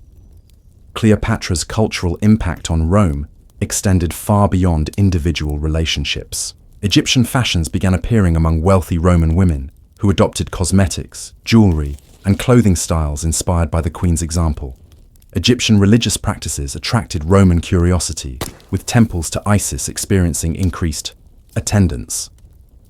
Most significantly, Egyptian intellectual traditions began influencing Roman scholarship, particularly in mathematics, astronomy, and medicine. The economic implications of Cleopatra's Roman sojourn proved equally significant. She negotiated new trade agreements that expanded Egyptian commerce throughout the Roman world, while securing favorable terms for Roman merchants operating in Egypt. These arrangements increased the flow of Eastern goods, spices, silk, precious stones, exotic animals, into Roman markets while providing Egypt with Roman manufactured goods and technological innovations. During the winter months of 46–45 BCE, as Cleopatra established herself in Roman society, rumors began circulating about Caesar's future plans. Some whispered that he intended to divorce his Roman wife and marry the Egyptian queen, creating a dynasty that would unite East and West. Others suggested that he planned to move the capital of the empire to Alexandria, where Greek learning and Eastern wealth might create a new kind of imperial administration. Caesar himself remained carefully ambiguous about his long-term intentions, but his actions during this period suggested radical plans for transforming Roman governance. He began appointing Egyptians and other Eastern figures to administrative positions, arguing that the empire's diversity required diverse leadership. He commissioned scholars to create a new calendar based on Egyptian astronomical knowledge, replacing the confused Roman system with one that would remain essentially unchanged for 16 centuries. The intellectual collaboration between Caesar and Cleopatra during her Roman residence produced some of antiquity's most ambitious projects. Together, they planned a vast library that would rival Alexandria's museum, collecting knowledge from across the known world in a single institution. They designed urban reforms for Rome that would incorporate the best features of Hellenistic city planning with Roman engineering expertise. They even discussed expeditions that would expand geographical knowledge beyond the limits reached by Alexander's armies. As winter turned to spring in 45 BCE, however, the political climate in Rome began shifting in ways that threatened these grand plans. Caesar's unprecedented accumulation of power, consul, dictator, Pontifex Maximus, alarmed traditional republicans who saw the foundation of the Roman state endangered by one man's ambition. His association with Cleopatra, symbol of the monarchy that Romans had rejected 5 centuries earlier, provided his enemies with powerful propaganda weapons. The opposition to Caesar's policies crystallized around the figure of Marcus Junius, Brutus, descendant of the Brutus who had helped establish the Roman Republic. Though personally fond of Caesar, Brutus became convinced that the general's power threatened the constitutional system that had made Rome great. Other senators, motivated by mixtures of principle and personal ambition, began gathering around Brutus in what would become history's most famous conspiracy. Cleopatra, with her acute political instincts, sensed the growing danger, even as Caesar himself seemed oblivious to the threat surrounding him. Her position made her particularly vulnerable. If Caesar's enemies moved against him, they would certainly eliminate his foreign allies as well. As the Ides of March approached in 44 BCE, the Queen of Egypt prepared for a future that seemed increasingly uncertain. Knowing that the fate of nations might depend upon events unfolding in the marble halls of the Roman Senate, the news reached Alexandria on wings of Mediterranean wind, carried by merchants whose voices trembled with the weight of empire-shattering words. Caesar was dead, struck down in the sacred halls of Rome by men who called themselves liberators. The Ides of March had claimed the greatest Roman of his age, and with his blood, the world Cleopatra had so carefully constructed began to shift beneath her feet like desert sand in a sudden storm. In the royal quarters of the great palace, where marble columns caught the dying light of day, Cleopatra received the message with the stillness of a sphinx. Her attendants watched as the parchment fell from fingers that had once traced Caesar's scars.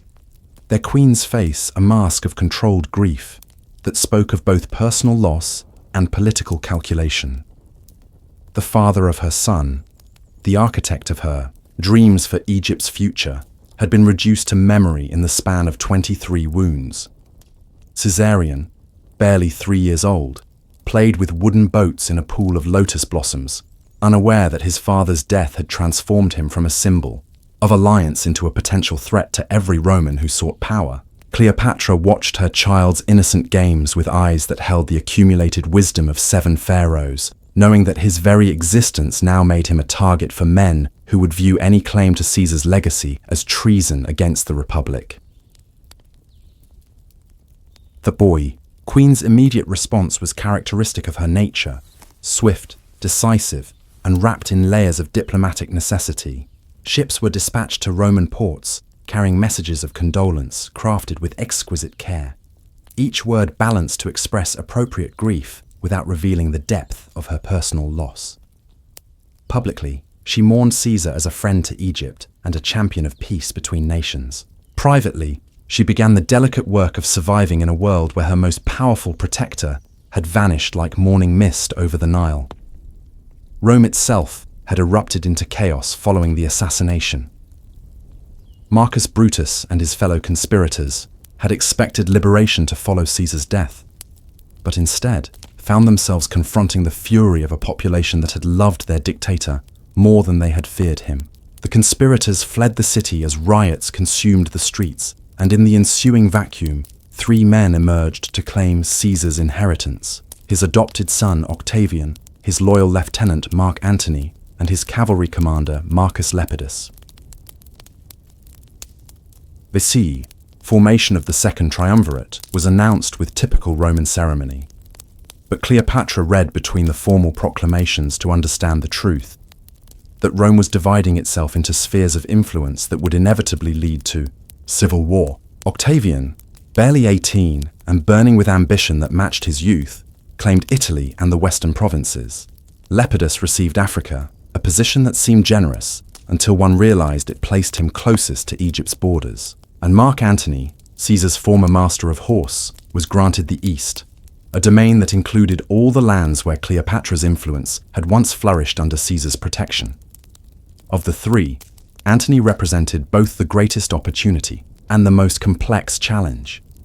Unlike the coldly calculating Octavian or the manageable Lepidus, Antony was a figure of passionate contradictions, a man who could command legions with the same intensity he brought to drinking wine or pursuing women. His reputation preceded him like thunder before lightning, a general whose bravery in battle was matched only by his appetite for pleasure, a Roman who loved luxury almost as much as he loved Rome itself. Cleopatra studied reports of Antony's character with the methodical attention she had once brought to Caesar's writings on warfare. She learned that he claimed descent from Hercules, that his soldiers adored him for sharing their hardships and dangers, that he had wept openly at Caesar's funeral pyre. More importantly, she discovered that his portion of the triumviral agreement placed him in direct authority over Egypt's tributary status, making him the most powerful Roman she would need to court if she hoped to maintain her kingdom's independence. Months following Caesar's assassination unfolded like a complex play performed across the Mediterranean stage. In Rome, the triumvirs consolidated their power through proscription lists that sent hundreds of senators and wealthy citizens to their deaths, their confiscated properties funding new legions for the coming war against Caesar's assassins. In Asia Minor, Brutus and Cassius gathered their own forces, styling themselves as the last defenders of republican virtue, while systematically looting cities to pay their soldiers. Egypt, meanwhile, maintained its precarious neutrality through careful tributes and strategic silence. Cleopatra sent gold to the triumvirs, while avoiding any commitment that might later be used against her. She dispatched ships to aid Antony's preparations for the Eastern campaign, but ensured they carried supplies rather than troops, support that demonstrated loyalty without creating obligations. Every gesture was calculated to preserve her realm's autonomy, while acknowledging the new reality of Roman power. The decisive battles of Philippi in Macedonia ended the Republican cause with theatrical finality. Brutus and Cassius, the self-proclaimed liberators of Rome, died by their own swords rather than face capture, their deaths marking the end of an era that had begun with the murder of Caesar. Antony emerged from the twin battles as the primary architect of victory, his reputation enhanced by personal bravery that had seen him lead cavalry charges against desperate Republican forces. Octavian, weakened by illness and military inexperience, found himself overshadowed by his older colleagues' achievements. With the East now firmly under his control, Antony began the complex task of reorganization and taxation that would fund Rome's continuing expansion. His progress through Asia Minor resembled a royal procession more than a military campaign, with cities competing to offer him honors that rivaled those once given to Alexander the Great. The parallels were intentional. Antony encouraged comparisons to the Macedonian conqueror, presenting himself as a new Alexander who would unite East and West under Roman authority. It was in this context of Eastern reorganization that Antony's attention inevitably turned to Egypt, the wealthiest and most strategically important kingdom within his sphere of influence. Reports reached him of Cleopatra's cautious neutrality during the civil war, her careful contributions to the triumviral cause, and her kingdom's vast resources that could support future campaigns. More intriguingly, he heard whispers of the queen herself, her legendary beauty, her supposed divinity, her reputation for wisdom that had impressed even Caesar. The summons came wrapped in diplomatic courtesy, but carrying the unmistakable weight of command. Mark Antony, now master of the Roman East, requested Cleopatra's presence in Cilicia to discuss Egypt's role in the new triumviral arrangement. The location itself was significant. Tarsus, a wealthy trading city where Alexander had once held court, where the boundary between East and West had always been fluid. The choice suggested Antony's understanding of symbolism, his desire to frame their meeting in terms of partnership rather than mere submission. For Cleopatra, the invitation represented both opportunity and extraordinary risk. To refuse would mark her as disloyal to Rome's new Eastern commander, potentially inviting invasion or deposition. To appear weak or desperate would undermine her negotiating position from the outset. The queen, who had once captivated Caesar, would need to approach this new Roman titan with equal brilliance, crafting an encounter that would establish her as an indispensable ally rather than a mere tributary. The preparation for this meeting consumed months of careful planning. Cleopatra drew upon every resource of her royal treasury, every lesson learned from centuries of Ptolemaic statecraft, every insight gained from her relationship with Caesar. The result would be a spectacle designed to demonstrate Egypt's wealth, sophistication, and the divine nature of its queen, a theatrical masterstroke that would establish the terms of their relationship before a single word was spoken. The ship that carried Cleopatra up the Cydnus River toward Tarsus was itself a floating declaration of Egypt's glory. The royal barge gleamed with gold leaf that caught sunlight like captured fire, its purple sails billowing in the Mediterranean breeze that seemed to whisper of ancient mysteries. The vessel's design evoked the sacred barges that carried the gods along the Nile during Egypt's most solemn festivals, transforming a diplomatic journey into a divine procession. Cleopatra herself appeared as Aphrodite, the goddess of love and beauty, whom the Greeks had identified with Egypt's Isis.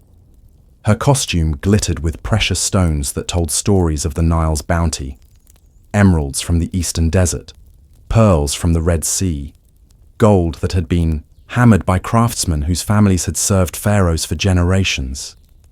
Incense burned in golden braziers, filling the air with fragrances that spoke of spice roots and hidden temples, while musicians played melodies that seemed to echo across centuries of Egyptian sovereignty.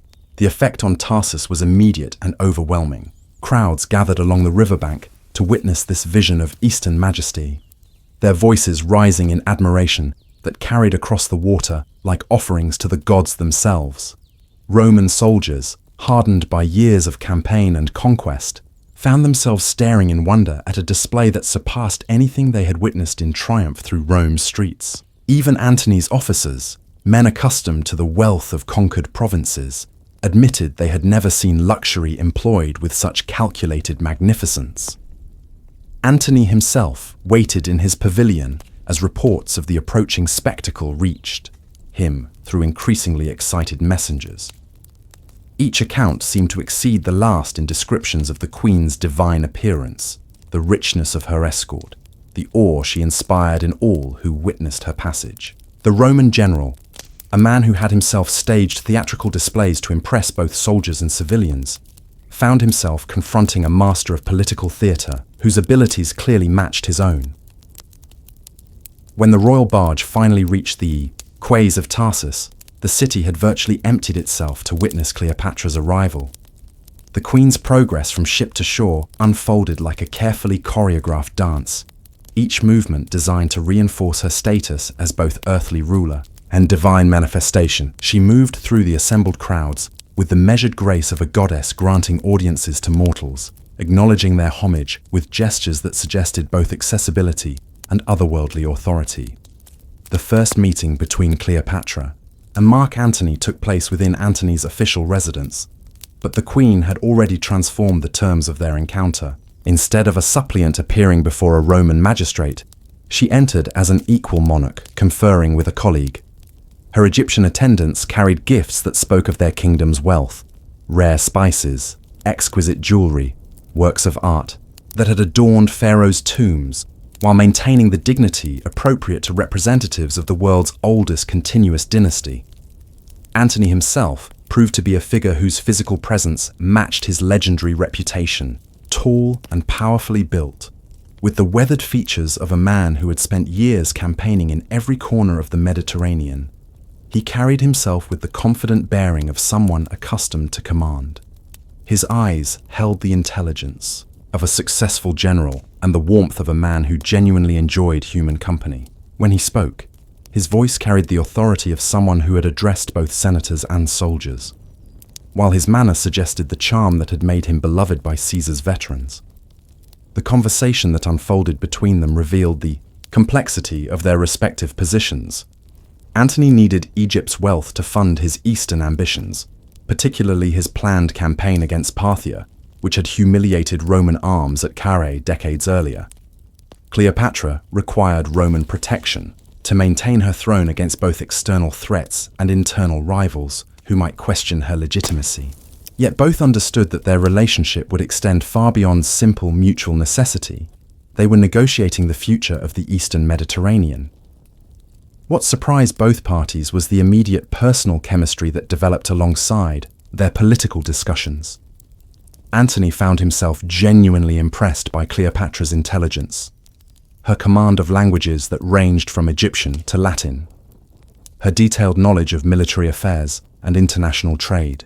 The queen, in turn, recognized in Antony a Roman who appreciated Eastern sophistication without losing his essential Roman character. Their initial wariness gave way to mutual respect, then to something approaching genuine fascination.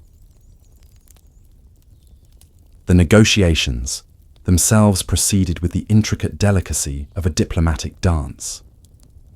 Cleopatra offered Egypt's resources for Antony's Parthian campaign, while securing guarantees of her kingdom's continued autonomy. She agreed to provide ships, supplies, and financial support while ensuring that Egyptian forces would serve as allies rather than auxiliaries. Most importantly, she obtained Antony's promise to recognize Caesarion as Caesar's legitimate son, an acknowledgement that could prove crucial for her dynasty's future claims. As days of formal meetings gave way to evenings of shared banquets, the relationship between the Roman general and the Egyptian queen deepened beyond mere political alliance. Cleopatra revealed herself to be a woman of remarkable wit and learning, capable of discussing philosophy with the same ease she brought to matters of state. Antony discovered that behind the theatrical display of divine majesty lay a ruler whose practical wisdom had preserved Egypt's independence through decades of Roman expansion. Their personal relationship developed with the intensity characteristic of both personalities. Antony, despite his reputation for casual liaisons, found himself genuinely captivated by a woman whose intelligence matched her beauty, whose conversation stimulated him as much as her presence. Cleopatra, who had loved Caesar with a mixture of passion and political calculation, discovered in Antony a different but equally compelling attraction, a man whose emotional openness contrasted sharply with Caesar's controlled brilliance. The alliance forged in Tarsus transformed both Antony's Eastern strategy and Cleopatra's vision for Egypt's future. What had begun as political necessity evolved into a partnership that would reshape the balance of power across the Mediterranean world. Antony found himself not merely gaining an ally, but discovering a collaborator whose understanding of Eastern politics and culture surpassed his own. Cleopatra, meanwhile, saw in this Roman general the possibility of achieving what she had dreamed of with Caesar, a fusion of Roman power and Egyptian wisdom that could create a new form of empire. Their first joint venture was the reorganization of the eastern provinces according to principles that blended Roman administrative efficiency with local traditions, instead of the heavy-handed exploitation that had characterized earlier Roman rule. Antony and Cleopatra developed a more nuanced approach that recognized the diverse cultural heritage of their territories. Cities were granted autonomy in internal affairs while contributing to the larger imperial structure, creating a model of governance that seemed to promise prosperity for both rulers and subjects. The winter months following their Tarsus meeting were spent in Alexandria, where Antony experienced Egyptian civilization at its most magnificent. The great library, with its hundreds of thousands of scrolls containing the accumulated wisdom of centuries, provided a setting for discussions that ranged from military strategy to philosophical speculation. The museum, where scholars from across the known world pursued their researches under royal patronage, demonstrated the intellectual achievements that Egyptian wealth could support when properly directed. Antony's presence in Alexandria was itself a statement about the new order emerging in the East. Unlike Caesar, who had visited Egypt as a conqueror accepting the submission of a client kingdom, Antony came as a partner in an enterprise that transcended traditional Roman concepts of provincial administration. The city's population, initially uncertain about this latest Roman presence, gradually came to see Antony as someone who appreciated their cultural achievements rather than merely exploiting their economic resources. The personal relationship between Antony and Cleopatra deepened during these months of shared residence and common purpose. They appeared together at religious ceremonies where the queen's divine status was acknowledged alongside Antony's role as the representative of Roman authority. Their public presentations carefully balanced Egyptian tradition with Roman practice, creating a visual representation of the political synthesis they hoped to achieve across their territories. Yet even as their partnership flourished, both understood that their experiment in Eastern governance faced significant challenges from multiple directions. In Rome, Octavian was consolidating his control over the western provinces, while carefully monitoring his triumviral colleagues' activities in the east. Reports reached the young Caesar's heir of Antony's growing involvement with the Egyptian queen, information that Octavian filed away for potential future use in the complex game of Roman politics. The Parthian threat remained a constant presence on the eastern horizon, requiring careful preparation and substantial resources. The kingdom that had destroyed Crassus and his legions at Carrhae continued to challenge Roman prestige through raids across the Euphrates frontier and diplomatic intrigues with local rulers who resented Roman authority. Any successful Eastern policy would ultimately need to address this challenge, either through diplomacy or military action.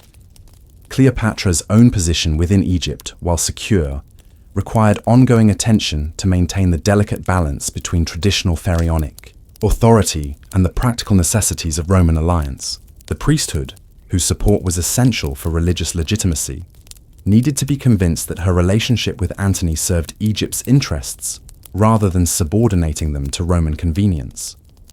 The merchant classes, who had prospered under the stability her reign provided, required assurance that their trading networks would remain protected, under the new Eastern arrangement. The spring of 40 BCE brought news that would test the foundations of the emerging Antony-Cleopatra partnership. Parthian forces, led by the Roman exile Quintus Labienus, had invaded Syria and begun advancing toward the Mediterranean coast. Simultaneously, Octavian's war against Sextus Pompey in the western Mediterranean was demanding resources that might otherwise support eastern operations. The triumvirate, always an unstable arrangement, was showing signs of strain that could unravel into open civil war. Antony's response to these multiple challenges demonstrated both his military capabilities and his growing reliance on Egyptian support. Rather than rushing to meet the Parthian threat with whatever forces were immediately available, he chose to prepare systematically, drawing upon Cleopatra's resources to equip and supply legions that could match Parthian mobility and archery with Roman discipline and engineering. The campaign that emerged from these preparations would represent a new model of Roman warfare, enhanced by Egyptian wealth and Eastern knowledge. The months of preparation revealed the full extent of Egypt's capacity to support large-scale military operations. Cleopatra's shipyards produced vessels designed specifically for transporting cavalry and siege equipment across the eastern Mediterranean. Her armories provided weapons that combined traditional Roman patterns with improvements suggested by captured Parthian equipment. Most importantly, her treasury funded the extended training period necessary to prepare legions for the unique challenges of fighting in Mesopotamian terrain. The personal dimension of the Antony-Cleopatra relationship continued to evolve during this period of military preparation. The shared intensity of planning for high-stakes warfare created bonds that transcended their initial political alliance. They found themselves working together with the unity of purpose that had once characterized Cleopatra's partnership with Caesar, but with an emotional intimacy that reflected their different personalities and circumstances. By late 40th BCE, their relationship had produced its first child, twins, whom they named Alexander Helios and Cleopatra Selene, names that proclaimed their parents' ambitions for a new Eastern empire that would blend Macedonian, Roman, and Egyptian traditions. The children's very existence represented a challenge to Octavian's position in Rome, since they embodied an alternative vision of imperial succession that bypassed his own claims to Caesar's legacy. The birth of the twins was celebrated throughout Egypt, with festivals that combined traditional pharaonic ceremonies with innovations that reflected the new realities of Roman partnership. Cleopatra appeared before her subjects as both the divine mother of future pharaohs and the ally of Rome's eastern commander, a dual role that required extraordinary diplomatic skill to maintain. The celebrations themselves became demonstrations of Egypt's prosperity under her rule, reinforcing popular support for policies that had brought unprecedented wealth and stability to the kingdom. As 39 BCE began, the Eastern Empire that Antony and Cleopatra were constructing faced its first major test in the form of the Parthian invasion of Syria. The campaign that followed would determine whether their vision of Roman-Egyptian partnership could withstand the pressures of actual warfare, and whether the military machine they had built together could succeed where previous Roman forces had failed. The future of the Eastern Mediterranean, and perhaps of the Roman world itself, would depend on the outcome of battles fought in the deserts beyond the Euphrates. Chapter 10. The Price of Partnership. The Parthian campaign of 38 BCE unfolded like a complex symphony of ambition and miscalculation, its movements echoing across the vast spaces of the eastern frontier where empires had clashed since the days of Alexander. Antony's forces, strengthened by Egyptian gold and supplied through Cleopatra's logistical networks, advanced into Syria with the confidence of soldiers who believed themselves part of a new chapter in Roman conquest. The queen herself had contributed not merely treasure and supplies, but strategic insights drawn from centuries of Egyptian experience in Eastern warfare. The initial phases of the campaign proceeded according to plan, with Roman legions reclaiming territories that Parthian raiders had overrun during the previous year's invasion. The systematic advance through Syria demonstrated the effectiveness of the new Roman-Egyptian military partnership, as Cleopatra's ships maintained supply lines, while her intelligence networks provided information about enemy movements and local political conditions. Cities that had wavered between Roman and Parthian allegiance found themselves confronting a military force that seemed to combine Roman organization with unprecedented resources. Yet success in Syria proved merely a prelude to the greater challenges that awaited beyond the Euphrates. The Parthian homeland, with its vast distances and mobile cavalry forces, presented problems that no amount of Egyptian wealth could easily solve. The disaster at Carrhae, where Crassus and his legions had been destroyed by Parthian arrows and tactical mobility, remained a haunting reminder of Roman limitations in this harsh theatre of operations. Antony's strategy for the main campaign reflected both Roman military doctrine and lessons learned from Eastern warfare. Instead of attempting a direct advance on the Parthian capital, he chose to approach through Armenia, whose king Artavasdes had promised support, but whose loyalty remained questionable. The route offered better supply possibilities and the potential for Armenian cavalry to supplement Roman forces, though it also extended the campaign season and increased dependence on uncertain allies. The Armenian phase of the campaign revealed the first serious tensions in the Antony-Cleopatra partnership. King Artavasdes, sensing the dangerous complexities of the situation, began to hedge his commitments while extracting maximum concessions from his Roman ally. Antony found himself caught between his need for Armenian support and his promises to Cleopatra regarding Egyptian interests in any territorial rearrangement of the East.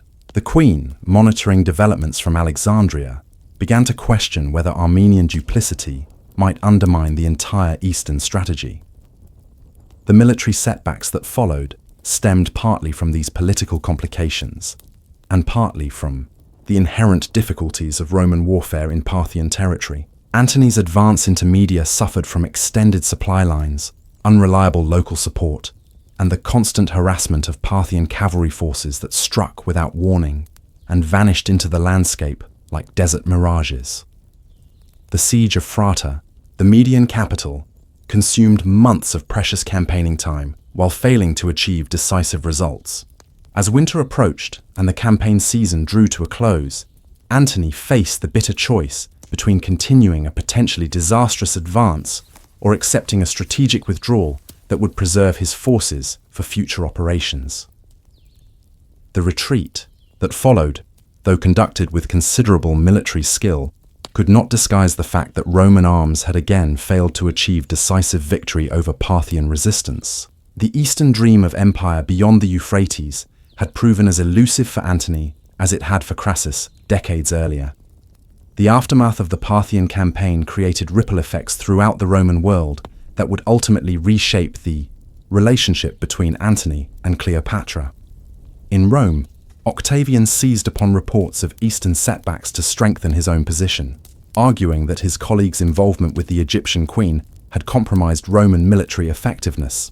The propaganda war that followed would prove as important as any military campaign in determining the future of the Mediterranean world.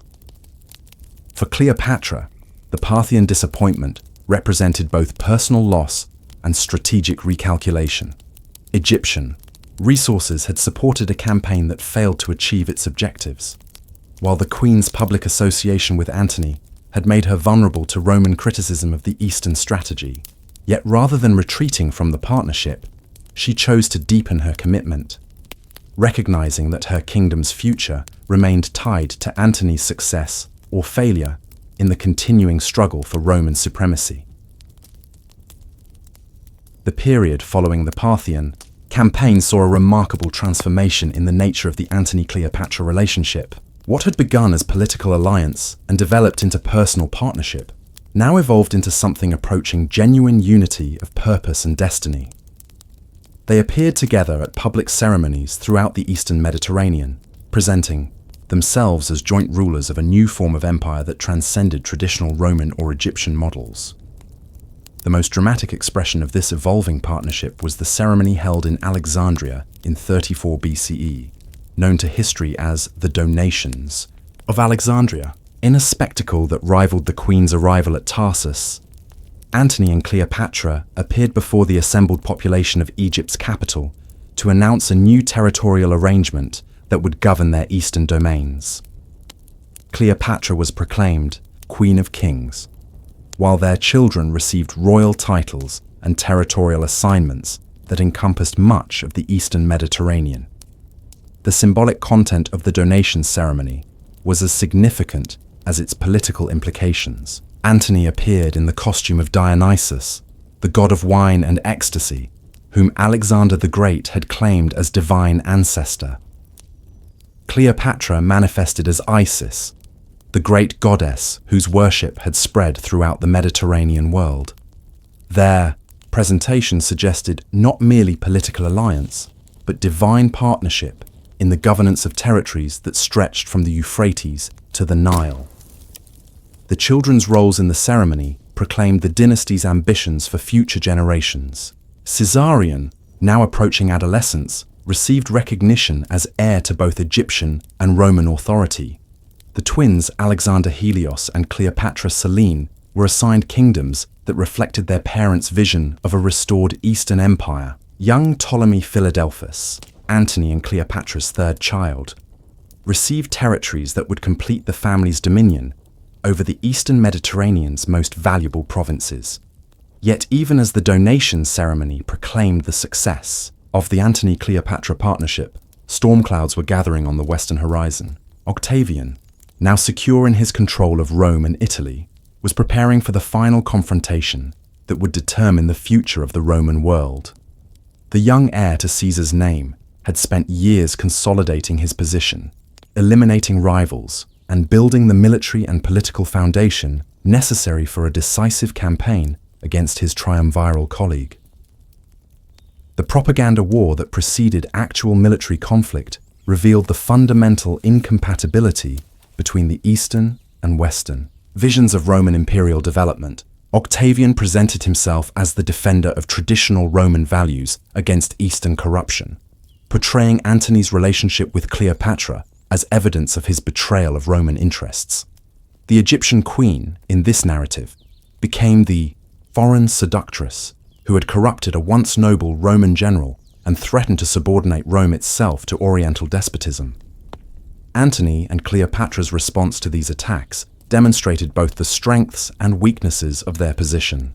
They could point to genuine achievements in Eastern governance, to the prosperity that had followed their policies, to the military strength they had assembled for the defense of their territories. Yet they struggled to present their vision in terms that would appeal to traditional Roman sensibilities, finding themselves cast as revolutionaries rather than reformers in the court of Roman public opinion. As the decade of the 30s, BCE progressed toward its climactic conclusion, both sides began the complex preparations for a conflict that all recognized would determine the future shape of the Mediterranean world. The partnership that had begun with such promise in the harbors of Tarsus now faced its ultimate test in a struggle that would either vindicate the Eastern dream or end it forever in the waters around Actium's promontory. The years 33 and 32 BCE witnessed a gradual escalation of tensions that made armed conflict increasingly inevitable.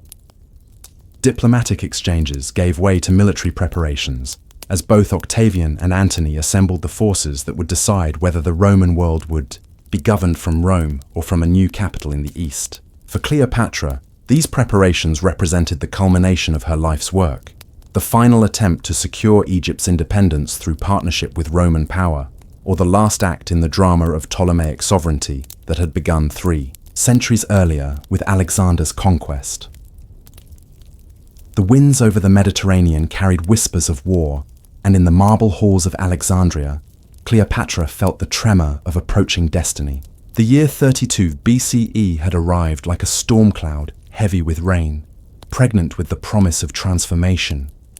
The delicate balance that had sustained her partnership with Antony was beginning to fracture under the relentless pressure of Roman politics, and across the sea, Octavian sharpened his rhetoric like a blade. In the great council chambers where pharaohs had once deliberated the fate of empires, Cleopatra convened her advisors with the gravity befitting the last sovereign ruler of an independent Egypt. The lamplight flickered across hieroglyphs that had witnessed the rise and fall of dynasties, casting dancing shadows that seemed to whisper of ancient prophecies. Her voice, when she spoke, carried the weight of 3 centuries of Ptolemaic rule and the dreams of a kingdom that refused to bow. "Rome seeks to make Egypt a province," she declared, her words echoing in the chamber where Alexander's general had once planned the conquest of the world. "They would reduce the land of the pharaohs to a granary, strip our temples of their gold, and silence the voices of our gods. This we cannot allow." The assembled ministers and generals nodded in solemn agreement, understanding that their queen spoke not merely of political maneuvering, but of cultural survival itself. The preparations for war began with the methodical precision that had characterized Egyptian administration for millennia. Ships were constructed in the harbors of Alexandria and the Delta, their hulls carved from Lebanese cedar and reinforced with bronze fittings that gleamed like scales in the sunlight. The royal arsenals, repositories of weapons that ranged from traditional Egyptian spears to Greek catapults and Roman siege engines, hummed with activity as craftsmen worked to arm a navy that would carry the hopes of the last pharaoh. Antony, meanwhile, had established his headquarters in Athens, that ancient seat of learning where philosophers had once debated the nature of justice and kings. Yet even in that hallowed city, the shadow of approaching conflict darkened the marble steps of the Parthenon. His forces, drawn from across the eastern Mediterranean, represented a coalition of cultures and traditions that reflected the cosmopolitan nature of Cleopatra's vision. Gallic cavalry from the distant forests of Europe stood alongside Syrian archers, while Egyptian marines trained beside seasoned Roman legionaries who had chosen loyalty to their commander over allegiance to the distant capital. The propaganda war that preceded the military conflict revealed the depths of Roman anxiety about Cleopatra's influence. Octavian's orators painted her as a foreign sorceress who had bewitched noble Romans with exotic charms and Eastern decadence. In the Forum, speakers denounced her as a threat to Roman values, a queen who sought to drag the Republic back into the despotism of Oriental monarchy. Yet beneath these accusations lay a more fundamental fear, that Egypt's wealth and Cleopatra's intelligence posed a genuine challenge to Roman supremacy. In Alexandria, the queen responded to these attacks with the dignity befitting her station. Rather than engaging in the crude exchanges that characterized Roman political discourse, she focused her energies on strengthening the bonds between Egypt and its allies. Diplomatic missions traveled to the courts of minor kings throughout the East, carrying gifts and treaties that reinforced the network of alliances she had spent years constructing. The message was clear: the coming conflict would determine not merely the fate of Egypt, but the future relationship between East and West. As winter melted into spring, the strategic situation began to crystallize around the question of naval supremacy. The Mediterranean, that ancient highway of civilizations, would serve as the theater for a confrontation that would reshape the ancient world. Cleopatra understood, with the clarity that had marked her entire reign, that Egypt's future depended upon maintaining control of the sea lanes that connected Alexandria to the broader world of commerce and diplomacy. The Queen's personal involvement in the military preparations reflected both her commitment to the cause and her understanding of symbolic leadership. She was often seen in the harbour shipyards, consulting with naval architects about the design of her flagship, a magnificent vessel that would serve not merely as a command ship, but as a floating embassy of Egyptian power. The ship's decorations included golden figures of Egyptian gods alongside Roman eagles, a visual representation of the synthesis she had sought to achieve throughout her reign. Intelligence reports from across the Mediterranean painted a picture of two mighty forces preparing for an encounter that both sides understood would be decisive. Octavian's fleets gathered in the harbours of Western Greece, their discipline and standardization reflecting the systematic approach that characterized a Roman military organization. Yet Antony and Cleopatra's combined forces possessed advantages of their own: superior knowledge of Eastern waters, the loyalty of populations who saw them as protectors against Roman exploitation, and the fierce determination that comes from fighting for survival itself. The omens, as interpreted by Egyptian priests and Roman augurs alike, were ambiguous. Solar eclipses and unusual bird flights prompted lengthy deliberations in temples from Memphis to Athens, while astrologers consulted star charts with the intensity of generals studying battle plans. Some saw in the celestial patterns the promise of Egyptian victory, others detected warnings of catastrophic change. Cleopatra, ever the pragmatist despite her deep religious convictions, focused less on the pronouncements of oracles and more on the tangible preparations that would determine the outcome of mortal combat. In the months leading to the confrontation, the emotional bond between Cleopatra and Antony deepened under the pressure of shared peril. Their partnership, which had begun as a political alliance and evolved into genuine affection, now took on the character of a sacred compact. They were not merely lovers or allies, but co-conspirators in a grand attempt to preserve a vision of the world that placed culture and wisdom alongside military might. Their evening conversations, conducted in the gardens of temporary palaces or aboard ships anchored in protected harbors, ranged from tactical discussions to philosophical reflections on the nature of power and the responsibility of rulers. The decision to concentrate their forces in the region around Actium reflected a strategic calculation that would prove fateful. The narrow straits offered tactical advantages for a fleet that sought to avoid a direct confrontation with superior Roman numbers, while the nearby coastline provided opportunities for retreat and resupply. Yet the choice also carried risks, as it allowed Octavian to control the timing and conditions of the eventual battle. In the council meetings where this decision was debated, voices were raised in heated discussion, but ultimately the judgment of the two commanders prevailed as summer approached its peak. The final movements began. Ships loaded with soldiers, supplies, and the accumulated treasures of empire sailed from harbors across the eastern Mediterranean, converging on the waters where Alexander had once dreamed of conquering the world. The sight of this armada, with its mixture of Egyptian gold and Roman steel, Greek fire and Eastern silk, must have stirred the hearts of all who witnessed it. Here was the physical manifestation of Cleopatra's vision, a multicultural empire united under enlightened leadership, sailing toward a destiny that would determine the shape of the future.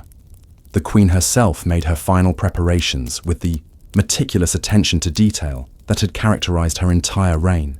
Her personal effects, carefully selected for their symbolic significance, included the crown of Upper and Lower Egypt, ceremonial robes that proclaimed her divine heritage, and scrolls containing the wisdom of ancient sages. Yet she also carried practical items: maps of the Eastern Mediterranean marked with safe harbors, coded messages for loyal governors, and sufficient treasure to ensure that defeat would not mean the end of resistance.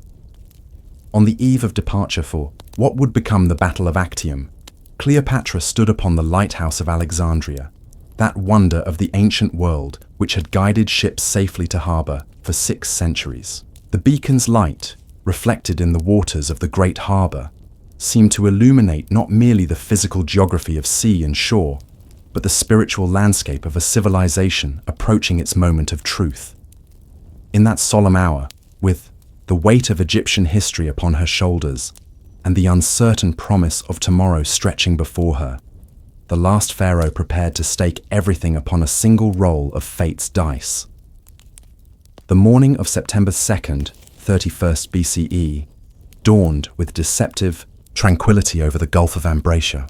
A gentle breeze stirred the banners of 2 great fleets as they prepared for a confrontation that would echo through the corridors of history.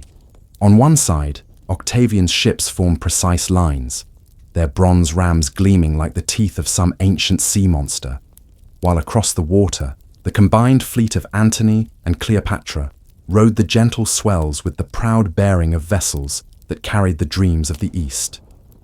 Cleopatra's flagship dominated the Egyptian contingent, its golden prow carved in the likeness of Isis, while purple sails bore the royal cartouche that proclaimed her divine authority.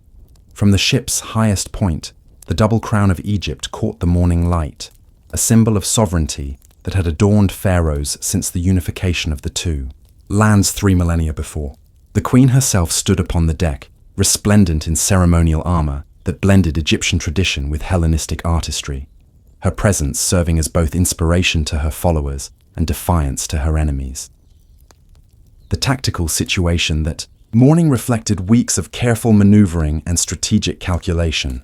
Octavian's admiral, Marcus Agrippa, had positioned his fleet to control the entrance to the Gulf, effectively bottling up the eastern forces while maintaining the option of retreat to friendly bases. This masterful deployment forced Antony and Cleopatra into a position where victory required breaking through superior numbers with skill and determination. The challenge was daunting, but not impossible for commanders who had spent years studying the arts of war. As the sun climbed higher, the ceremonial aspects of the confrontation gave way to the grim realities of naval combat.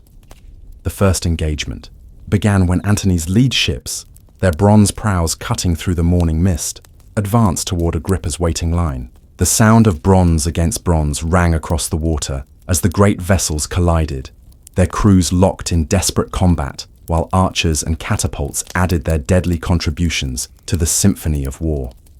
The battle's early phases saw moments of brilliant tactical success, alternating with periods of desperate defensive fighting. Egyptian marines, trained in the arts of boarding and close combat, swept across the decks of Roman galleys with the fierce pride of warriors fighting for their homeland. The clash of bronze weapons against iron shields created a rhythm that seemed to echo the heartbeat of empire itself, while the cries of combatants merged with the sound of splintering wood and the splash of bodies falling into the wine dark. Cleopatra, observing the flow of battle from her command position, displayed the tactical acumen that had enabled her to maintain Egypt's independence for nearly 2 decades. Her interventions at crucial moments, signaling maneuvers through a complex system of flags and trumpet calls, demonstrated both her mastery of naval warfare and her deep understanding of the psychological dimensions of command. When her ships moved to support a threatened section of Antony's line, they did so with precision that spoke of years of careful preparation and training. Yet as the afternoon progressed, the fundamental realities of the strategic situation began to assert themselves. Octavian's numerical superiority, combined with Agrippa's tactical brilliance, gradually created conditions that favored the Roman forces.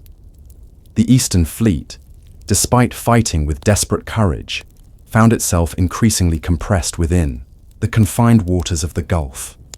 Ships that attempted to break through the Roman blockade were met with concentrated fire from multiple directions, while those that remained in defensive positions risked being overwhelmed by superior numbers. The moment that would determine the battle's outcome came when Cleopatra, recognizing that the tactical situation had become untenable, made the difficult decision to attempt to break through toward the open sea. Her movement, executed with the sudden decisiveness that had characterized her political career, caught both friend and foe by surprise. The sight of the Egyptian squadron, with its royal banners streaming in the wind, cutting through the Roman line toward the Ionian Sea beyond, sent ripples of excitement and confusion through both fleets. Antony's decision to follow Cleopatra has been debated by historians for 2 millennia, with some seeing it as the impulsive act of a besotted lover, and others as the calculated choice of a general who recognized the futility of continued resistance.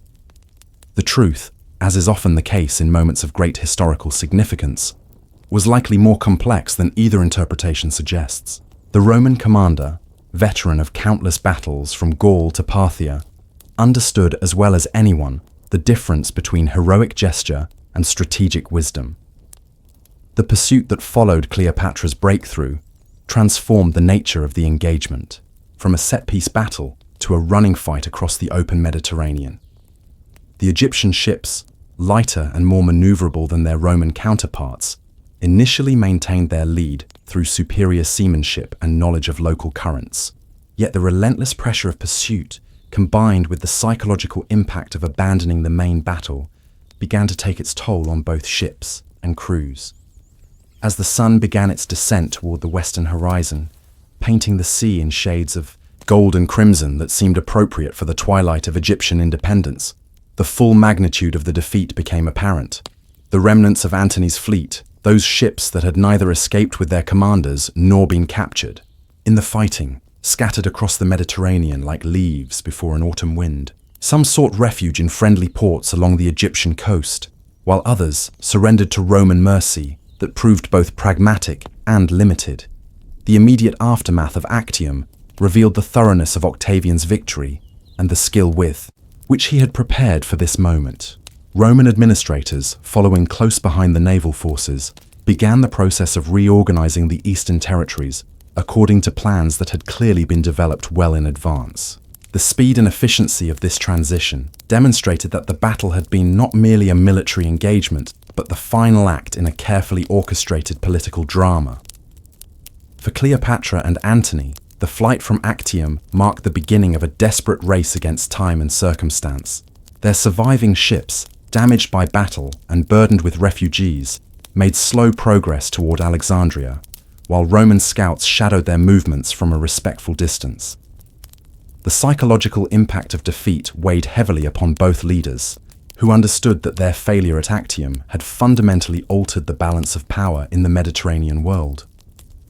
The journey back to Egypt provided opportunities for reflection that both commanders found painful. The grand alliance that had seemed so promising only months before lay in ruins, its component parts already beginning to negotiate separate accommodations with the victorious Romans. Kings and governors who had pledged loyalty to the Eastern cause now sent embassies to Octavian, seeking terms that would preserve their positions in the new order that was emerging from the wreckage of civil war. Yet even in defeat, Cleopatra maintained the dignity and determination that had marked her entire career. Her conversations with Antony during the long voyage home ranged from practical discussions of defensive preparations to philosophical meditations on the nature of fate and the responsibilities of rulers. She refused to indulge in recriminations or regrets, focusing instead on the challenges that lay ahead and the options that remained available to a queen who had not yet exhausted all her resources.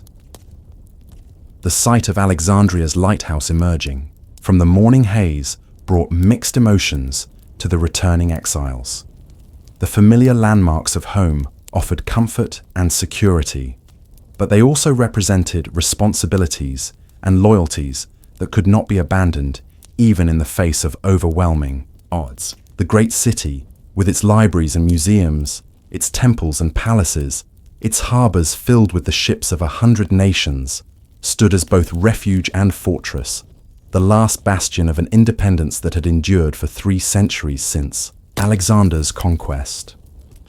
Alexandria, in the winter of 35 BCE, was a city suspended between hope and despair, its great monuments casting long shadows that seemed to reach toward an uncertain future.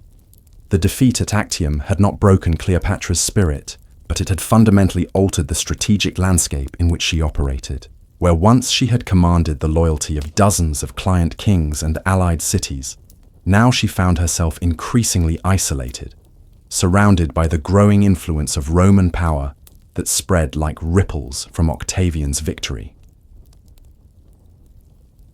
The Queen's response to this crisis revealed the depth of her character and the extent of her political sophistication. Rather than surrendering to despair or clinging to unrealistic hopes of military recovery, she embarked upon a systematic effort to preserve what could be saved from the wreckage of her dreams. Her first priority was the safety of her children, those young princes and princesses who carried both Egyptian royal blood and the genetic heritage of Rome's greatest leaders. In the palace chambers where pharaohs had once planned campaigns against Nubian gold mines and Syrian city-states, Cleopatra now contemplated options that ranged from diplomatic negotiation to desperate flight. Her correspondence with minor rulers throughout the East revealed a careful assessment of remaining possibilities, while her agents in Rome worked to gauge Octavian's intentions toward the defeated queen. The information they provided was neither encouraging nor entirely hopeless, suggesting that much would depend upon the manner of her submission and the terms she might be willing to accept. Antony, meanwhile, struggled with the psychological aftermath of a defeat that had effectively ended his political career. The Roman general, who had once commanded legions from Britain to Mesopotamia, found himself reduced to the status of a dependent exile, relying upon Egyptian hospitality for the very roof over his head. His behavior during these months oscillated between periods of manic activity, when he threw himself into desperate military preparations, and episodes of profound melancholy that reflected his understanding of the irreversible nature of his fall from power. The relationship between the two defeated leaders during this period demonstrated both the strength of their emotional bond and the strain imposed by their impossible circumstances. Their conversations, conducted in gardens that had once hosted the celebrations of victory, now carried the weight of shared responsibility for a catastrophe that had implications far beyond their personal fates. Yet even in these darkest hours, observers noted the mutual respect and genuine affection that continued to characterize their interactions. As spring arrived in Alexandria, bringing with it reports of Octavian's methodical advance through the eastern territories, Cleopatra made a decision that would define her final months. Rather than awaiting the inevitable siege in passive desperation, she chose to engage in one last diplomatic gamble that might preserve some vestige of Egyptian independence. Her emissaries to Octavian carried offers that revealed both her political realism and her unwillingness to surrender the essential principles for which she had fought. The terms she proposed were carefully crafted to appeal to Roman practical interests while preserving core elements of Egyptian sovereignty. She offered tribute that would satisfy Roman greed for wealth, political arrangements that would ensure Egyptian loyalty to the new regime, and personal guarantees that would remove any threat of future rebellion. In exchange, she sought recognition of her continued rule over Egypt, protection for her children's inheritance rights, and respect for the religious and cultural traditions that defined Egyptian civilization. Octavian's response, when it finally arrived through channels that maintained the fiction of diplomatic protocol, was characteristic of the man who would become Augustus Caesar. He offered neither outright rejection nor explicit acceptance, but rather a series of conditions that effectively demanded unconditional surrender while holding out the possibility of generous treatment for a defeated enemy who submitted with appropriate humility. The message was clear.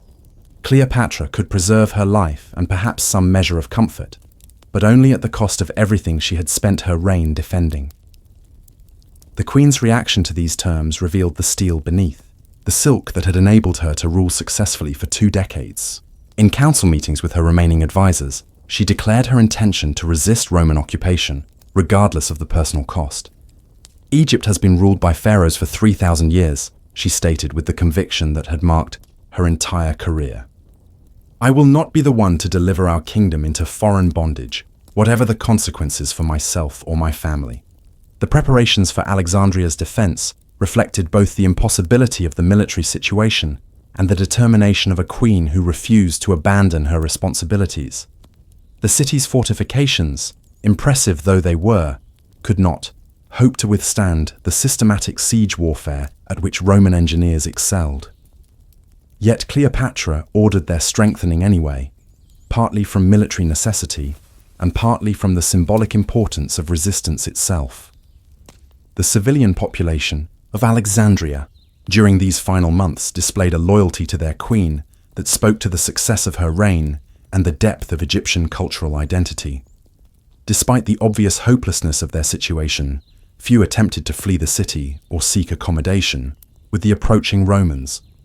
Instead, they threw themselves into the work of preparation, with an energy that suggested they understood the historical significance of their resistance. As summer advanced and Roman forces drew closer to Egypt's borders, Cleopatra made the most fateful decision of her life, recognizing that capture would mean not only personal humiliation, but also the complete subordination of Egypt to Roman administrative control. She began to plan for an ending that would preserve her dignity and deny her enemies the satisfaction of parading her through the streets of Rome as a conquered trophy. The details of her final preparations have been preserved by historians who understood their significance for the broader narrative of ancient history. She arranged for the disposal of her personal treasures in ways that would benefit loyal servants and Egyptian institutions, drafted letters to be delivered after her death to various rulers throughout the Mediterranean world, and engaged in religious ceremonies that prepared her soul for the journey to the afterlife that all pharaohs expected to undertake. Her final conversations with Antony, conducted in the shadow of approaching doom, revealed the complexity of their relationship and the depth of their shared commitment to principles that transcended personal survival. They spoke of their children's futures, of the cultural legacy they hoped to preserve, and of the possibility that their resistance might inspire future generations to value independence over security. These discussions, marked by a calmness that surprised those who witnessed them, reflected the peace that comes to those who have chosen their fate rather than having it imposed upon them. The last days of Cleopatra's reign were marked by a series of symbolic acts that demonstrated her understanding of the importance of historical memory. She ordered the completion of architectural projects that had been interrupted by the crisis, ensuring that future archaeologists would find evidence of Egyptian achievement even in the kingdom's final moments. She also arranged for the preservation of important documents and artifacts, hiding them in locations where they might survive the coming transformation. On the morning when Roman legions finally appeared on the horizon east of Alexandria, their eagles glinting in the desert sun like omens of imperial destiny, Cleopatra performed the daily rituals that had marked her entire reign. She offered prayers to Isis and consulted with the high priests who served as guardians of Egyptian religious tradition. Then, with the dignity befitting the last pharaoh, she prepared to meet a fate that she had chosen rather than accepted. The final hours of Cleopatra's life unfolded with the inexorable rhythm of a tragedy that had been written in the stars since the moment she first assumed the double crown of Egypt. On August 30th, 30th BCE, as the sun reached its zenith over Alexandria, the last pharaoh prepared to join her ancestors in a manner that would echo through the corridors of eternity. The Roman legions had entered the city without the fierce resistance that Octavian had expected, for Cleopatra had chosen to make her final stand not upon the battlements, but within the sacred chambers of her own soul. The morning had begun with reports that Antony, believing false news of Cleopatra's death, had chosen to end his own life rather than face capture and the humiliation of a Roman triumph. His final act, falling upon his sword in the tradition of defeated Roman generals, removed the last obstacle to Octavian's complete victory, while leaving Cleopatra to face alone the consequences of their shared dreams. The news reached her as she sat in the innermost sanctuary of her palace, surrounded by the golden treasures of Egypt and the silent presence of servants who had chosen to remain loyal until the end. Her reaction to Antony's death revealed the depth of their partnership and the strength of character that had enabled her to rule successfully for nearly 2 decades.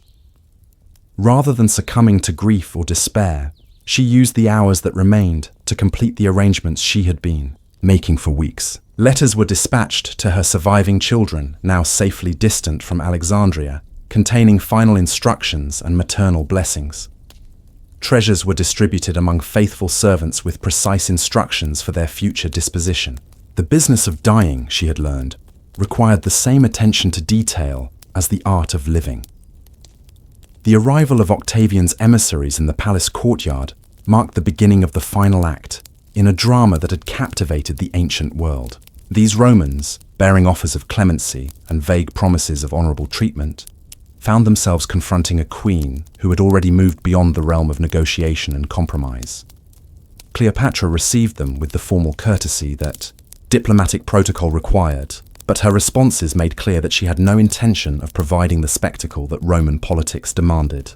"I am the last pharaoh of Egypt," she declared to the Roman delegation, her voice carrying the authority that had commanded respect from Julius Caesar and Mark Antony. "My ancestors ruled this land when Rome was merely a collection of mud huts beside a river. I will not dishonor their memory by allowing myself to be displayed like a curiosity in your triumph." The Romans, men accustomed to the submission of defeated enemies, found themselves facing a dignity that their military victory could not diminish.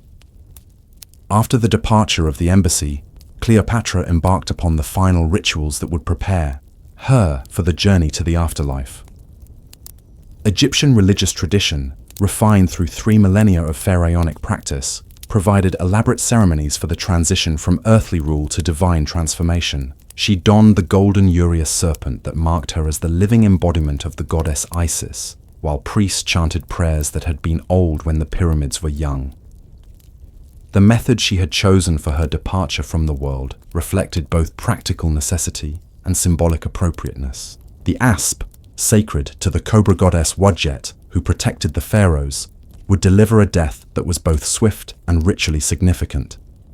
Roman guards, positioned throughout the palace to prevent escape, could not prevent the arrival of a basket of figs that concealed within its innocent contents the instrument of royal liberation. Her final hours were spent in the company of two faithful servants, Iris and Charmian, women who had chosen to share their mistress's fate rather than survive into a world where Egypt would be merely another Roman province. Together, they transformed the queen's private chambers into a sacred space where death would be met not as defeat but as apotheosis. The golden decorations that adorned the walls seemed to glow with inner light, while the scent of incense created an atmosphere more appropriate for divine ceremony than earthly conclusion. The queen's appearance, carefully arranged for this final performance, drew upon centuries of pharaonic tradition to create an image that would endure in human memory long after her political power had vanished. She wore the golden crown of Upper and Lower Egypt, its cobra and vulture symbols intertwined as they had been since the unification of the two lands. Her robes, woven from silk that had traveled the trade routes of Asia, bore the sacred symbols of Isis, while jewelry crafted by the finest artisans of Alexandria caught and reflected the afternoon light like captured stars. When the moment arrived, Cleopatra faced it with the composure that had marked her entire reign. The asp, responding to ancient instincts that connected it to the divine mysteries of Egypt, delivered its kiss with a gentleness that seemed almost ceremonial. As the poison began its work, the queen experienced not pain, but a gradual dissolution that allowed her consciousness to expand beyond the confines of mortal existence. Her final words, recorded by witnesses who understood their historical significance, spoke not of regret or bitterness, but of anticipation for the reunion with gods and ancestors that Egyptian religion promised to worthy pharaohs. The discovery of Cleopatra's body by Roman soldiers marked the end of Ptolemaic rule in Egypt and the beginning of a legend that would outlive the empire that had conquered her kingdom. Octavian, when informed of her death, reportedly displayed a mixture of relief and grudging admiration for an adversary who had denied him the complete satisfaction of victory. The political advantages of her death were obvious, but even the future Augustus Caesar recognized that something magnificent had passed from the world with the last pharaoh's final breath. The arrangements for Cleopatra's burial reflected the complex relationship between conqueror and conquered that would characterize Roman rule in Egypt. Octavian, recognizing the symbolic importance of proper pharaonic funeral rites, permitted elaborate ceremonies that honored both Egyptian tradition and Roman sensibilities. The queen's body, prepared according to ancient mummification techniques, was interred alongside Antony in a tomb whose location would eventually be lost to the shifting sands of time and the accumulated debris of history. The immediate aftermath of Cleopatra's death revealed the thoroughness with which Roman administrators had prepared for the transformation of Egypt from independent kingdom to imperial province. The machinery of government, refined through 3 centuries of Ptolemaic rule, was simply redirected to serve Roman rather than Egyptian interests. The Great Library of Alexandria continued to function, but now under the supervision of scholars, whose primary loyalty lay with Rome rather than with the traditions of Hellenistic learning. Yet the speed and efficiency of this transition could not entirely suppress the sense of loss that pervaded Alexandria and the broader Egyptian kingdom. The death of the last pharaoh marked not merely a change of administration, but the end of a cultural tradition that had provided meaning and identity for millions of people across dozens of generations. The hieroglyphs that adorned temple walls now seemed like messages from a vanished world, while the great monuments of pharaonic achievement took on the melancholy aspect of memorials to a civilization that would never return.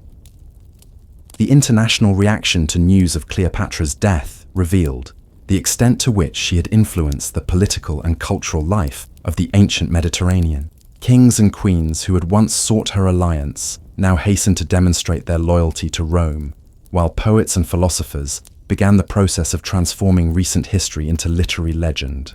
The woman who had negotiated with Julius Caesar and loved Mark Antony was already beginning her metamorphosis into the mythical figure who would captivate human imagination for millennia to come. In the libraries and schools of the Hellenistic world, scholars began to collect and preserve the documents that would allow future generations to understand the significance of what had been lost.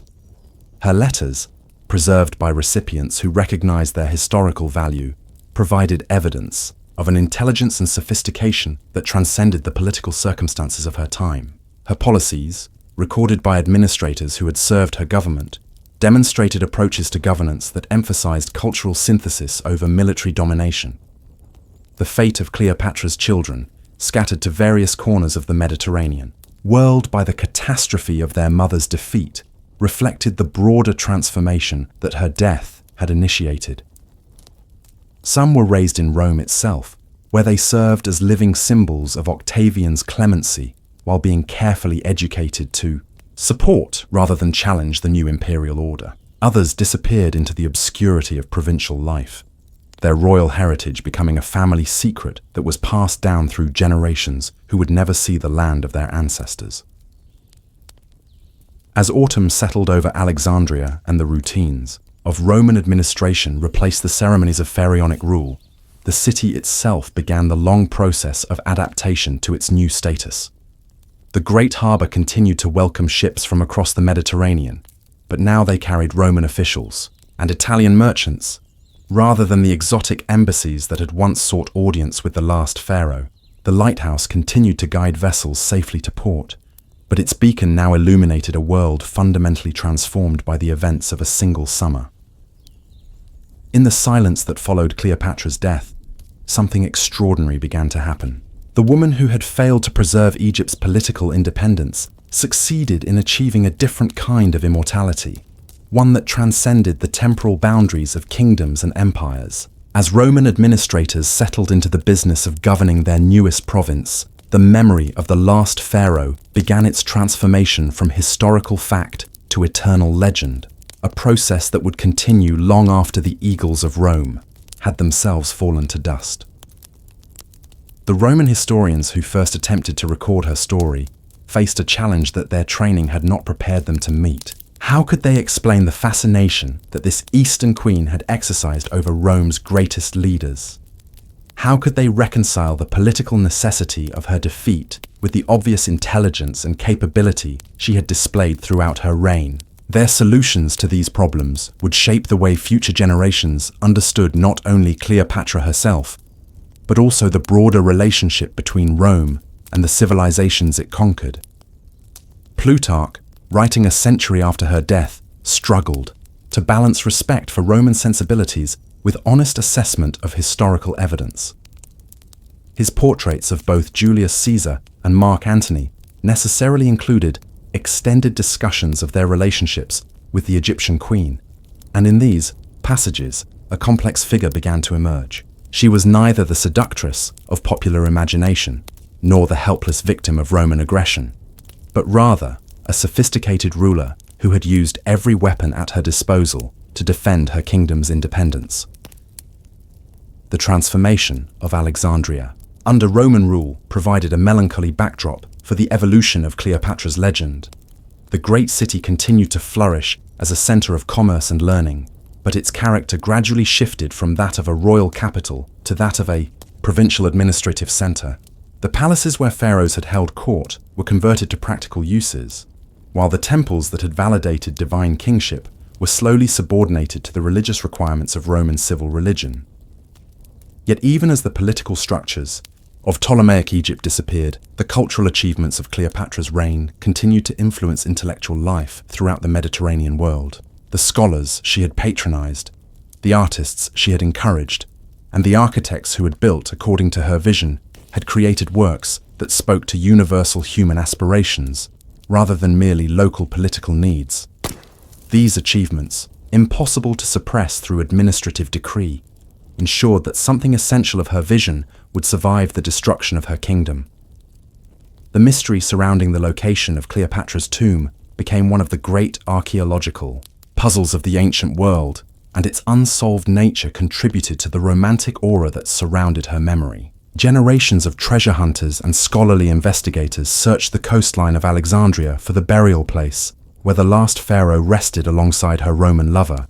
But the sands of Egypt guarded their secret with the patience of eternity itself. As the Roman Empire reached its zenith under the successors of Augustus, the contrast between imperial efficiency and pharaonic grandeur became increasingly apparent to thoughtful observers. Rome had achieved unprecedented military and administrative success, but at the cost of the cultural diversity that had characterized the Hellenistic world. The memory of Cleopatra came to represent not merely a defeated enemy, but a lost alternative, a path towards synthesis rather than conquest that the ancient world had failed to explore.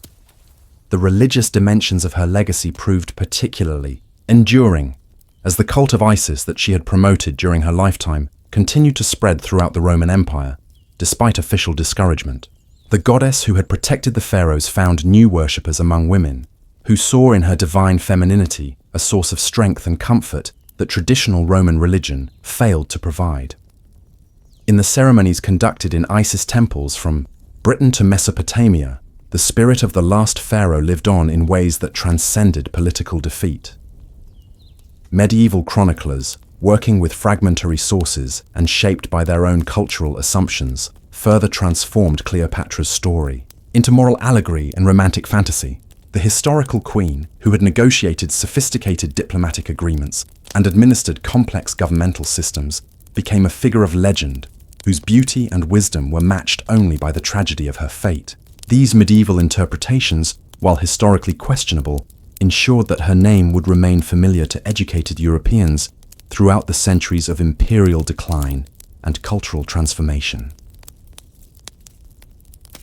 The Renaissance rediscovery of classical texts brought new attention to Cleopatra's historical significance, as scholars gained access to ancient sources that provided more nuanced perspectives on her reign and achievements. Humanist historians, influenced by their era's interest in individual agency and cultural achievement, began to recognize her as a significant political figure, rather than merely a beautiful woman who had influenced powerful men. This scholarly rehabilitation paralleled broader changes in European attitudes toward questions of female authority and cultural diversity. The artistic legacy of Cleopatra's story proved remarkably durable, inspiring works that ranged from Shakespearean tragedy to grand opera, from Renaissance painting to Hollywood spectacle. Each generation found in her tale elements that spoke to contemporary concerns and aspirations, whether political, romantic, or spiritual. The historical queen became a mirror in which successive cultures could examine their own values and assumptions about power, gender, and the relationship between East and West. Modern archaeological discoveries have gradually revealed the sophisticated nature of Ptolemaic Egypt and the genuine achievements of Cleopatra's administration. Papyrus documents preserved in the dry climate of Upper Egypt provide evidence of efficient tax collection, innovative agricultural policies, and diplomatic correspondence that demonstrates the international scope of her political vision. These finds have supported scholarly efforts to distinguish the historical queen from the legendary figure, while acknowledging the enduring power of the myths she inspired. The feminist scholarship of recent decades has brought new perspectives to bear on Cleopatra's story, examining the ways in which ancient sources were shaped by assumptions about female capability and the proper roles of women in political life. These investigations have revealed both the genuine obstacles she faced as a female ruler in a male-dominated world, and the remarkable success with which she overcame them through intelligence, determination, and political skill.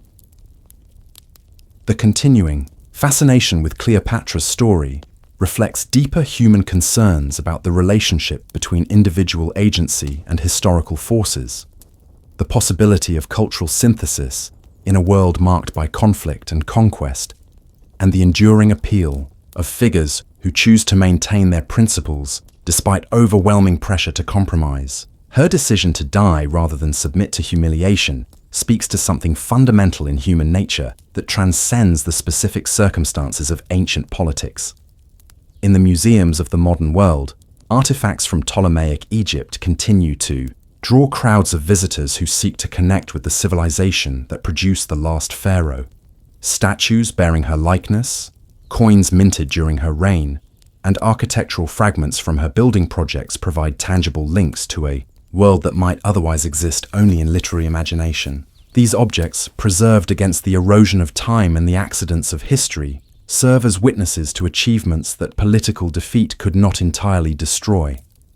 The economic legacy of Cleopatra's reign, often overlooked in accounts that focus on romantic and political drama, demonstrates the sophisticated understanding of international commerce that enabled Egypt to maintain its prosperity throughout her rule. The trade routes she fostered, the monetary policies she implemented, and the agricultural innovations she encouraged provided foundations for Egyptian prosperity that survived well into the Roman period. Her approach to economic policy, emphasizing sustainable development over short-term exploitation, offers lessons that remain relevant to contemporary challenges. As we approach the end of this long journey through the life and legend of history's most famous queen, it becomes clear that Cleopatra's true victory lay not in the preservation of political independence, but in the creation of a legacy that would inspire and challenge human imagination for millennia. She failed to save the Egypt of the pharaohs, but she succeeded in establishing herself as an eternal symbol of intelligence, courage, and determination in the face of impossible odds. The Nile continues to flow through the land she loved, carrying its life-giving waters from the highlands of Africa to the Mediterranean Sea, where her ships once carried the dreams of empire. The stars she consulted still wheel overhead in their ancient patterns, while the desert winds that whispered to her of fate and destiny continue their eternal dialogue with the monuments her ancestors raised. In the silences between heartbeats, in the spaces between breaths, in the moments when twilight pauses between day and night, the last pharaoh dwells in that timeless realm where legends are born and mortality is transformed into myth. She who was called the living Isis, the new Aphrodite, the goddess who loves her father, rests now beyond the reach of Roman eagles and imperial ambition. Her kingdom has passed into memory, her palaces have crumbled into dust, and her treasures have been scattered to the ends of the earth. Yet something of her essence endures in every act of courage that defies overwhelming odds, in every moment. When love triumphs over calculation, in every choice to preserve dignity at the cost of survival itself. The serpent that delivered her final liberation has returned to the eternal silence from which all life emerges and to which all life returns. But the queen who welcomed its kiss has entered that deathless realm where story becomes truth and truth becomes story, where the last pharaoh of Egypt reigns forever in the kingdom of human memory, crowned with stars and cloaked in the imperishable mystery of a love that chose eternity over empire, legend over life. In the end, as the desert night settles over the land of the Nile and the ancient gods resume their eternal vigil over the children of time, we are left with the profound silence that follows all great stories. Cleopatra's A7, Philopator, the last pharaoh of Egypt, has completed her journey from historical figure to timeless legend, from mortal queen to eternal symbol. She who lived by the Nile's flowing waters now dwells in the unchanging realm where memory becomes myth and death becomes immortality. The wheel of stars continues its ancient rotation.